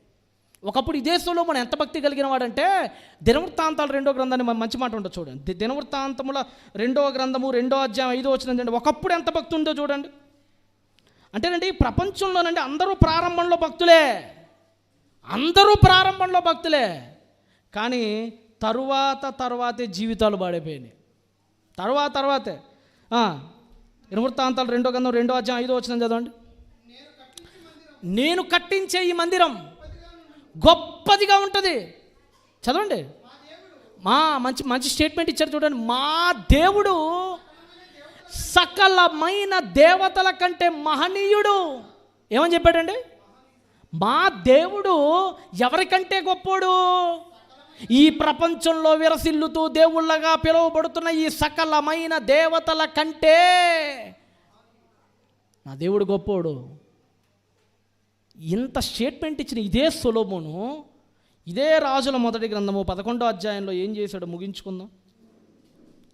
ఇదే రాజుల మొదటి గ్రంథము 11వ అధ్యాయములో 2వ వచనం చదవండి. 11వ అధ్యాయం 2వ వచనం. కామాతురత గలవాడే వారిని ఉంచుకొనుచు వచ్చును, అతనికి 700 మంది రాజకుమార్తెలైన భార్యలు, 300 మంది ఉపపత్నులు. మొత్తం ఎంతమంది? 700 + 300 ఎంత? ఎవరి ఇల్లు? రాజ్య పౌరులు కాదు ఇల్లు, భార్యలు. ఏమంటే 1000 మంది భార్యలంటే మొదటి భార్యను చూడటానికి ఎన్ని ఏళ్ళు పట్టిద్ది చెప్పండి? ఈరోజు ఒక భార్య దగ్గరికి వెళ్ళాడంటే మరలా ఆ భార్య దగ్గరికి వెళ్ళడానికి 3 ఏళ్ళు పట్టిద్ది. ఎవరికి? 1000 మంది భార్యలండి. రోజుకు ఒక భార్యతో ఉన్నాడు అనుకున్నా ఎన్ని రోజులు? 1000 రోజులు. 1000 రోజులు అంటే ఎన్నేళ్ళు? 3 ఏళ్ళు రమారమే. అంటే ఒక భార్యని మరలా తిరిగి చూడటానికి 3 ఏళ్ళు. అంటే సొలొమోను భార్యల పరిస్థితి ఏంటో తెలుసా? ఒకసారి యవ్వనంలో ఉన్నప్పుడు చూస్తారు, రెండోసారి ముసలోడైనప్పుడు చూస్తారు.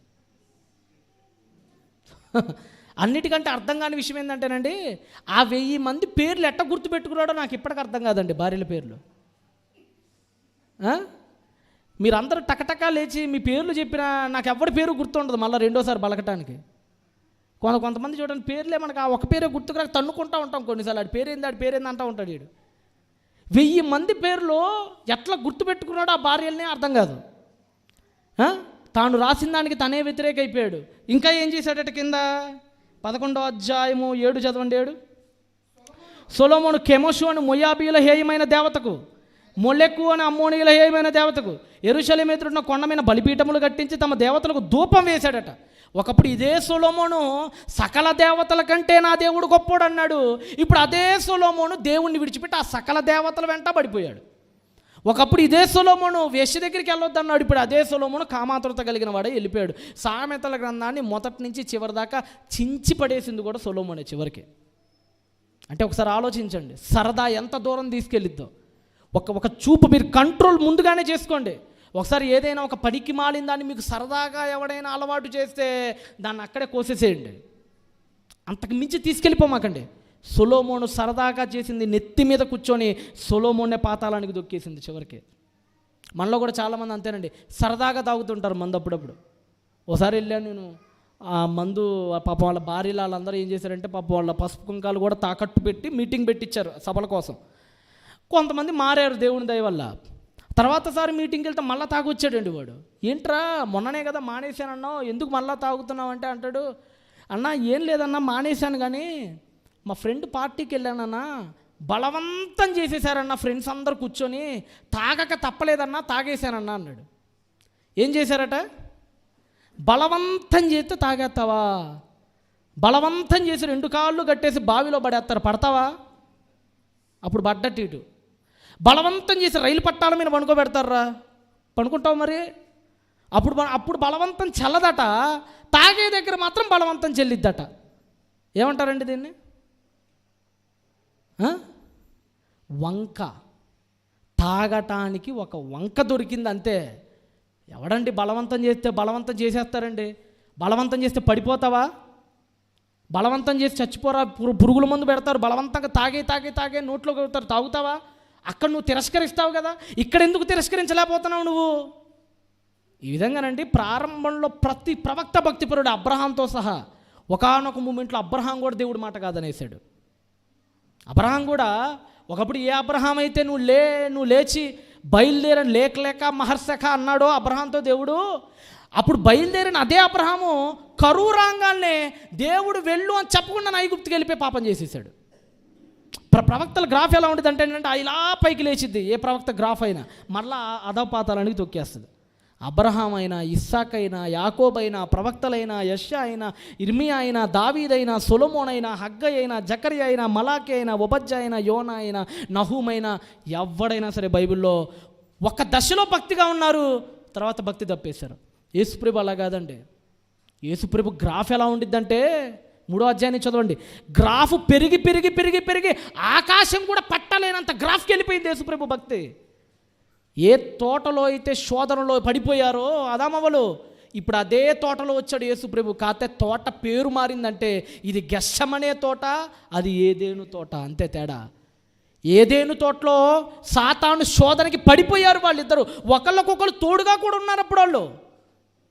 కానీ ఇక్కడ ఒంటరోడిగా మిగిలిపోయాడు గెస్సమనే తోటలో. సాతాను వచ్చి శోధించింది, ప్రభువా నీ చిత్తమైతే ఈ గిన్నెను నా యుద్ధ నుండి తొలగించు అన్న అదే యేసు మరలా నీ చిత్తమే సిద్ధించునుగాక.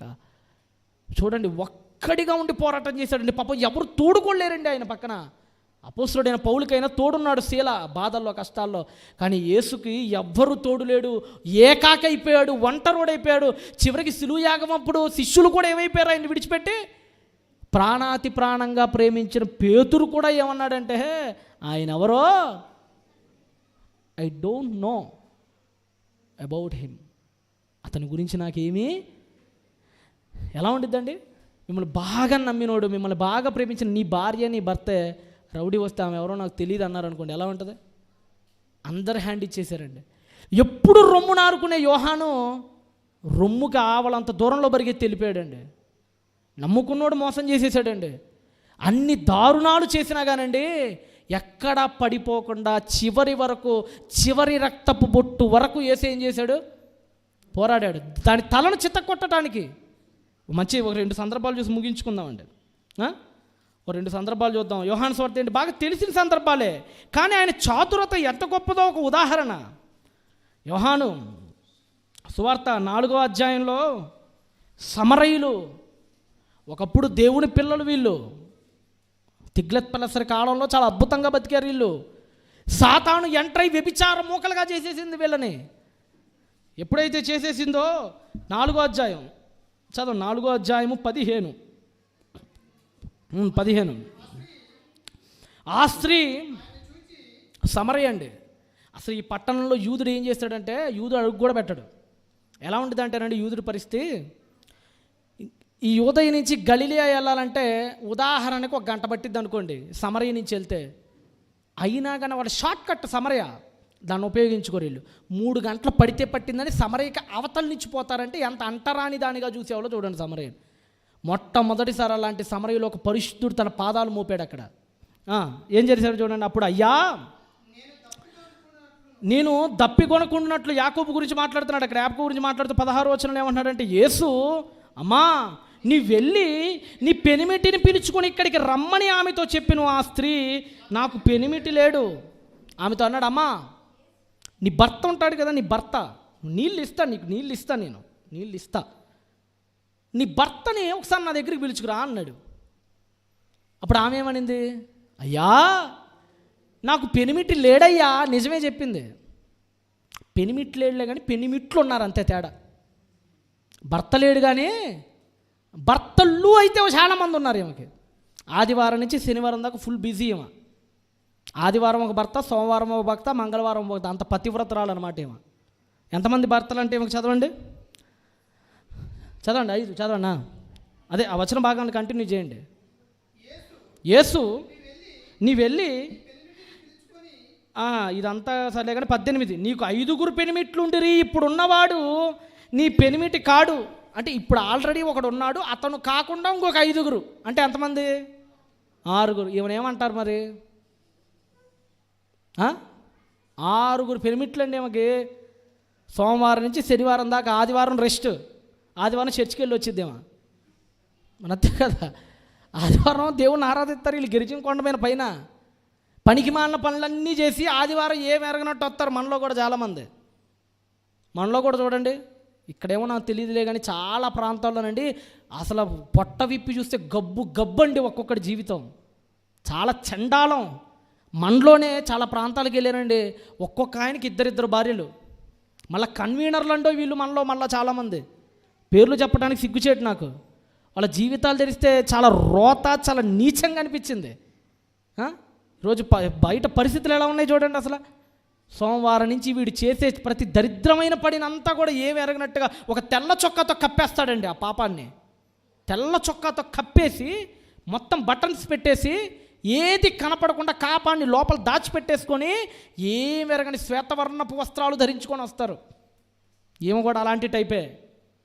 మళ్ళీ ఏమే చెప్తుంది, మా పితరులు కొండమైన ఆరాధిస్తారు దేవుణ్ణి. అంత ఆరాధించేవాళ్ళు ఈ పాపం ఎందుకు చేశారు తల్లి అంటే అటు ఆరాధిస్తూనే ఉంటారు. ఈ ఆరాధన ఆరాధన అన్నమాట వాళ్ళకి. మనలాంటి పరిస్థితులే, పాపాలే, దేవుడే, 2 ఒకేసారి చేస్తామండి మనం ఎలా అంటామంటే ఒక చేత్తో తెలుపు, ఒక చేత్తో నలుపు. పరిస్థితి ఏంటి? ఆమె అలాంటి ఆమె. 6 పెనిమిట్లు ఉన్నారట. అప్పుడప్పుడు తెలుగులో మీరు ఒకటి చూస్తుంటారు కదా, పాంచాలి పంచభర్త్రిక అంటాడు కదా ఏదో నాటకంలో. పాంచాలి అంటే ఏంటంటే పంచ అంటే 5, ఆలి అంటే భార్య, పాంచాలి అంటే 5 భర్తలు కలిగిన దానా అని అర్థం. పాంచాలి 5కి భార్య, పంచభర్త్రిక అంటే 5 భర్తలు కలదానా అని. ఇప్పుడు ఈమె ఇంకొక ఆకు ఎక్కువ చరిత్రలో, ఏమో పంచాలితో కాదేమో శస్తాలి ఏమో ఇంకొకటి ఎక్కువ. ఆమె అలాంటి పరిస్థితి. ఏమన్నాడు చూడండి ఆమెని. అప్పుడు స్త్రీ, అయ్యా అసలు ఎంత సీక్రెట్గా మెయింటైన్ చేశానయ్యా నేను. నా పక్కన పడుకున్న ప్రతివాడు కూడా నేను ఏకపత్తి వ్రతురాలనే అనుకుంటాడు. అంటే అంత క్యాలిక్యులేటెడ్గా ఆలోచిస్తారనమాట వీళ్ళు. ఈమెకు 6 ఉన్నారని 6లో ఏ ఒక్కడికి తెలియదు. అంత సీక్రెట్ని ఏందయ్యా ఇంత రివీల్ చేసేసావు, నువ్వు ప్రవక్తవని నేను గమనించుచున్నాను. మా పితరులు ఈ పర్వతం ముందు ఆరాధించారు. అదే చెప్పాను ఇందాక మీకు, ఆరాధించే స్థలంలో యెరూషలేమని మీరు అంటారు. 21 అమ్మా ఒక కాలము వచ్చుచున్నది. ఏమన్నాడండి? అమ్మా. ఏమన్నా నిజంగా 6 భర్తలున్న ఒక వేశ్యని పట్టుకొని అమ్మా అని పిలవగలిగేవాడు ఎవడున్నాడు చెప్పండి? సొంత తల్లినే ఈరోజు అమ్మ అని పిలవకుండా ముసల్దానా అని పిలిచేవాళ్ళు ఉన్నారండి. నేను ఒక ఇంటికి వెళ్ళాను, ఆమె కాళ్ళు 2 పనిచేయవు పాపం, ముసల్దే. ఆమె పక్కన పనుకుంది పంచలో. ముసల్దానికి అన్నం పెట్టావా అంటున్నాడు భార్యతో. నేను ఇంకా ఎవరో అనుకున్నాను, ఎవరో కాదంటే వీళ్ళ తల్లేనట. ఏమంటాడు తల్లిని పట్టుకొని? ముసల్దాన్ అంటున్నాడు, ముసలోడు అంటున్నారు. సొంత బంధాలనే ఆ బంధం పేరు పెట్టి పిలవలేని మనమెక్కడ వేశ్య కానీ వేశ్యని. అసలు సమరయ స్త్రీ దగ్గరికి వస్తే ఎవరైనా తేడాగా చూసేవాడే తప్ప అమ్మ అని పిలిచేవాడు ఎవరి చరిత్రలోనే లేడండి అసలు. వేశ్య కనపడితే యోధాలాగా డబ్బులు ఇచ్చి వెళ్ళిపోదాం అనుకుంటారు బైబిల్లో. వేశ్య కనపడితే మొయాబు దగ్గర 25వ అధ్యాయం సంఖ్యాకాండంలో జరిగినట్టు వెళ్ళిపోతారు చాలామంది. కానీ వేశ్య కనపడితే అమ్మా అని పిలిచాడండి. మొట్టమొదటిసారిగా ఆమె చెవికి ఆ శబ్దం వినగానే గుండె తరుక్కుపోయిందండి. అబ్బా, ఏమే అన్న మాట విన్నాను, పోవే అన్న మాట విన్నాను, రావే అన్న మాట విన్నాను, ఈయనేంట్రా అమ్మా అన్నాడు. మైండ్ బ్లాక్ అయిపోయి మారిపోయి, ఆ తర్వాత ఆమె ఎలా మారిపోయిందో చూడండి ఒకసారి మీరు.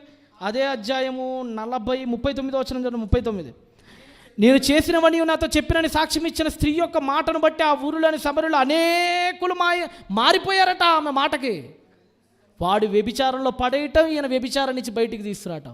వాడు డబ్బు పిచ్చిలో పడేయటం, ఈయన డబ్బు పిచ్చి నుంచి బయటికి తీసుకురావటం. చివరికి వేశ్య దగ్గర యోహాను సువార్త 8వ అధ్యాయంలో కూడా ఇలాంటి సంఘటనే. జుట్టు పట్టుకొని పటపట మెట్ల మీద నుంచి ఈడ్చుకొని వచ్చి రాళ్ళు తీసుకుని కూడా జంపమని మోజెస్లా చెప్తుంది. నువ్వేం చెప్తావు యేసు అన్నారు. మీలో పాపం చేయని వాడెవడో. ఆడదాన్ని చూస్తే ఆయన నోరు పలికే ఒకే ఒక మాట అమ్మా, అంతే. అనేథా, అమ్మా. ఆ ఒక్క శబ్దంతో మార్చిపడేశాడండి, దొంగల్ని మార్చిపడేశాడండి. ఇవన్నీ నచ్చని సాతాను ఈయన సంఖ్య పెరిగిపోతుంది, సాతాను సంఖ్య తగ్గిపోతుంది. వీడేమో వేశ్యలుగా మార్చడం, యేసేమో వేశ్యల నుంచి బయటికి లాగటం. వీడేమో డబ్బు పిచ్చోళ్ళగా రావటం, ఆయన బయటికి తీసుకురావడం. వీడు దొంగల్ని చేయటం, ఆయన దొరల్ని చేయటం. ఒక పెద్ద యుద్ధాన్ని చేశాడు ఆయన క్రొత్త నిబంధన మొత్తంలో. సాతాను తట్టుకోలేక ఉడికిపోయిందండి. ఈయన్ని గనక ఇంకొక 10 రోజులు నేను ఆగానా, భూలోకం మొత్తం నా చేయి దాటి వెళ్ళిపోద్ది. చేతులు గాలేక ఆకులు పట్టుకోవటం ఎందుకని, ఇప్పుడే చంపేద్దాం అనుకుని ఆ 12 మందిలో ఒకడైన సెకరియత్ అయినటువంటి యోధాలోకి దూరింది. ఏం చేసిందో క్లైమాక్స్కి వచ్చేద్దాం. లూకాసు వార్త 22వ అధ్యాయానికి వచ్చాను. వాస్తవానికి చాలా ఉన్నప్పటికీ కూడా ఇప్పుడున్న వాతావరణ పరిస్థితులను బట్టి ఎంతవరకు చెప్పాలో అంతవరకే చెప్తున్నాను ప్రియులారా. ముగింపుకు వచ్చేద్దాం, ఆది కాండం యొక్క ముగింపుకు వచ్చేద్దాం. 22వ అధ్యాయము 3వ వచనం. లూకాసు వార్త 22వ అధ్యాయం 3వ వచనం. అంతటా 12 మంది శిష్యుల సంఖ్యలో చేరిన ఇస్కరియోతు అనబడిన యూదాలో సాతాను ప్రవేశించెను. ప్రవచన నెరవేర్పు. ఏ ప్రవచన నెరవేర్పు? నిన్న మీరు విన్నారు కదా ప్రారంభంలో, ఆయన దాన్ని తల మీద కొట్టును, అది ఆయనను పాదముల మీద కాటు వేయును. ప్రవచన నెరవేర్పు. ఏమంటే ఒక్క మాటలో చెప్పాలంటే యేసు ప్రభు శిలువలో ఏమైపోయాడు? మన కోసం చనిపోయాడు. ఆయన చనిపోయాడంటే ఆయన అప్పగించింది ఎవరు? ఇస్కరియోతు యూదా. ఇస్కరియోతు యూదా అప్పచెప్పాడంటే ఈడిలోనికి జొరబడింది ఎవరు? అదే 3వ వచనంలో ఉంది, చదవండి ఇప్పుడు. 22వ అధ్యాయం 3 లూకాసు వార్త. అంతటా 12 మంది శిష్యులలో సంఖ్యలో చేరిన ఇస్కరియోతు యూదా అనబడిన వాడిలో సాతాను ప్రవేశించెను. అనగా సాతాను ఎవరిలోకి వచ్చింది? యూదాలోకి వచ్చింది. యూదా ఏం చేశాడు? యేసును అమ్మేసి సిలువేపిచ్చేశాడు. అంటే యేసు ప్రభు చనిపోవటానికి కారకులు ఎవరు? ఫిజికల్గా మనం ఆలోచిస్తే చచ్చిపోయాడంటే యూదాగాడు అప్పచెప్పాడు, యూదాగాడు అప్పచెప్పాడంటే ఈలోకి సాతాను వచ్చింది. అంటే యేసును సిలువలో ఇండైరెక్ట్గా చంపింది ఎవరు? ఇదే అప్పగించి చంపేపించింది సాతానే.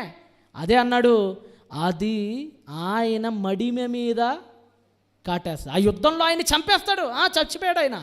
కానీ ఇంకో ప్రవచనం ఉంది, ఆయన దాన్ని ఏం చేస్తాడట? చచ్చిపోయే ముందు తల మీద కొట్టేస్తాడట. అదే జరిగింది మనకి. ఎప్పుడైతే సిలువెక్కి చనిపోయాడో రక్త ప్రోక్షణలోనట ఆయన ఏ ముళ్ళుని విరిచేశాడట? మరణపు ముళ్ళుని పెళ్ళ పెళ్ళ పెళ్ళ పెళ్ళ విరిచి పక్కన పడేశాడండి ఆ సిలువ యాగంలో ఆయన.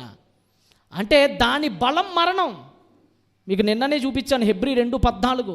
దానికి ఏ బలం ఉంది? మరణ బలం ఉంది. ఆ మరణాన్ని ఆయన ఏం చేశాడు? విరిచేశాడు. అంటే ఈయన దాని తల మీద కొట్టి దాన్ని చంపేశాడు. అది ఈయన్ని శిలువ మీదకి ఎక్కించి ఈయన చంపింది. అంతటితో ఇద్దరు చచ్చిపోయారు. కానీ చిత్రం ఏంటంటే అది కామానే తప్ప పులు స్టాప్ కాదు.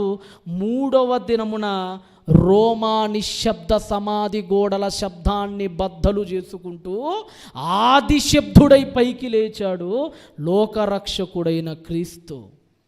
ఆ తర్వాత ఆయన పొందుకున్న బలం ఏంటో తెలుసా?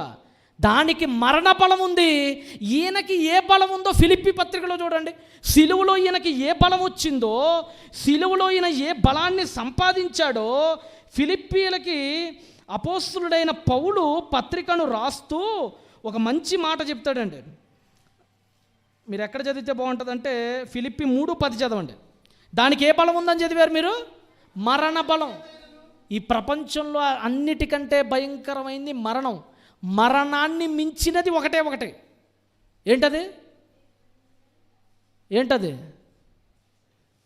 కర్ర గొప్పదా, గొడ్డలి గొప్పదా? అంతే కదా. ఇక్కడ కూడా జరిగింది అదే. మరణం గొప్పదా, పునరుద్ధానం గొప్పదా? మరణం అంటే సమాధి, పునరుద్ధానం అంటే సమాధిని పగలగొట్టేయటం. అది సమాధి బలాన్ని కోరుకుంది. యేసు ఏ బలం ధరించుకున్నాడు? 3:10 ఇప్పుడు చదవండి. ఏ విధము చేతనైనను సరే మృతులలో నుండి నాకు పునరుద్ధానము కలుగవలెనని ఆయన మరణ విషయంలోనూ సమాన అనుభవము గలవాడను ఉంటుంటు. ఆయన పునరుద్ధాన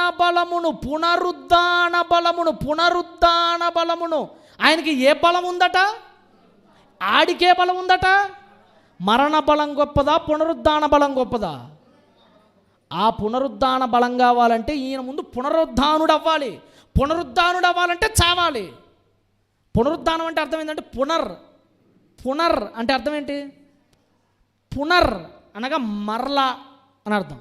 ఉత్థానము అంటే లెగవటం. పునరుత్థానం అంటే మరలా లెగవటం, తిరిగి లెగవటం అని అర్థం. పునర్ అంటే తిరిగి, పునర్నిర్మాణం అంటారంటే అర్థం ఏంటి? తిరిగి ప్రారంభించడం. పునరుద్ధానం అంటే తిరిగి లెగవటం అన్నమాట. అంటే తిరిగి లెగవాలంటే ముందు ఈయన ఏమైపోవాలి? పడిపోవాలి. మరి మరణం లోపల పడిపోవాలి. ఆ పునరుద్ధానం కోసమే ఆయన మరణం అయ్యాడు. చేతగాక కాదు, చెయ్యలేక కాదు. అర్థమవుతుందా? ఎక్కడ పాపం ప్రారంభమైందో మొదట్లోనే చెప్పాను ఈరోజు క్లాసులోనే. అక్కడే ఏముంది? ఎక్కడ రోగమో, ఎక్కడ విపత్తో అక్కడే విరుగుడు. ఏ రక్తం అయితే పాపం చేయటానికి ఉపయోగింపబడిందో అదే రక్తాన్ని పాపాన్ని కడగటానికి ఉపయోగించాల్సి వచ్చింది. ఆయన అనలేక కాదు ఒక మాటలో క్షమించేస్తున్నా పో అని. నువ్వు చేసిన పాపం క్షమించేస్తున్నా పో అంటే క్షమింపబడే పాపం కాదు మనం చేసిన పాపం. ఇందాక చెప్పాను మీకు, నీ భుజం వాడి భుజానికి జరిగితే సారీ బ్రదర్ అంటే ఓకే బ్రదర్ అంటావు నువ్వు, అది ఓకే. కానీ నీ పిల్లగాన్నో పిల్లోడి మీద ఒక కారు ఎక్కించిన తర్వాత కూడా నువ్వు సరే బ్రదర్ అని ఎలా అనలేవు? అనగలుగుతావా? మనం చేసిన పాపం కూడా దేవుడు అలా అనలేని పాపం, ఓర్చుకోలేని పాపం. అందుకనే చివరికి బలవ్వాల్సి వచ్చింది క్రీస్తు. కాబట్టి ప్రియులారా ఆలోచించుకోండి, మరణ బలం దానికి ఉంటే పునరుద్ధాన బలం ఈయనకొచ్చింది.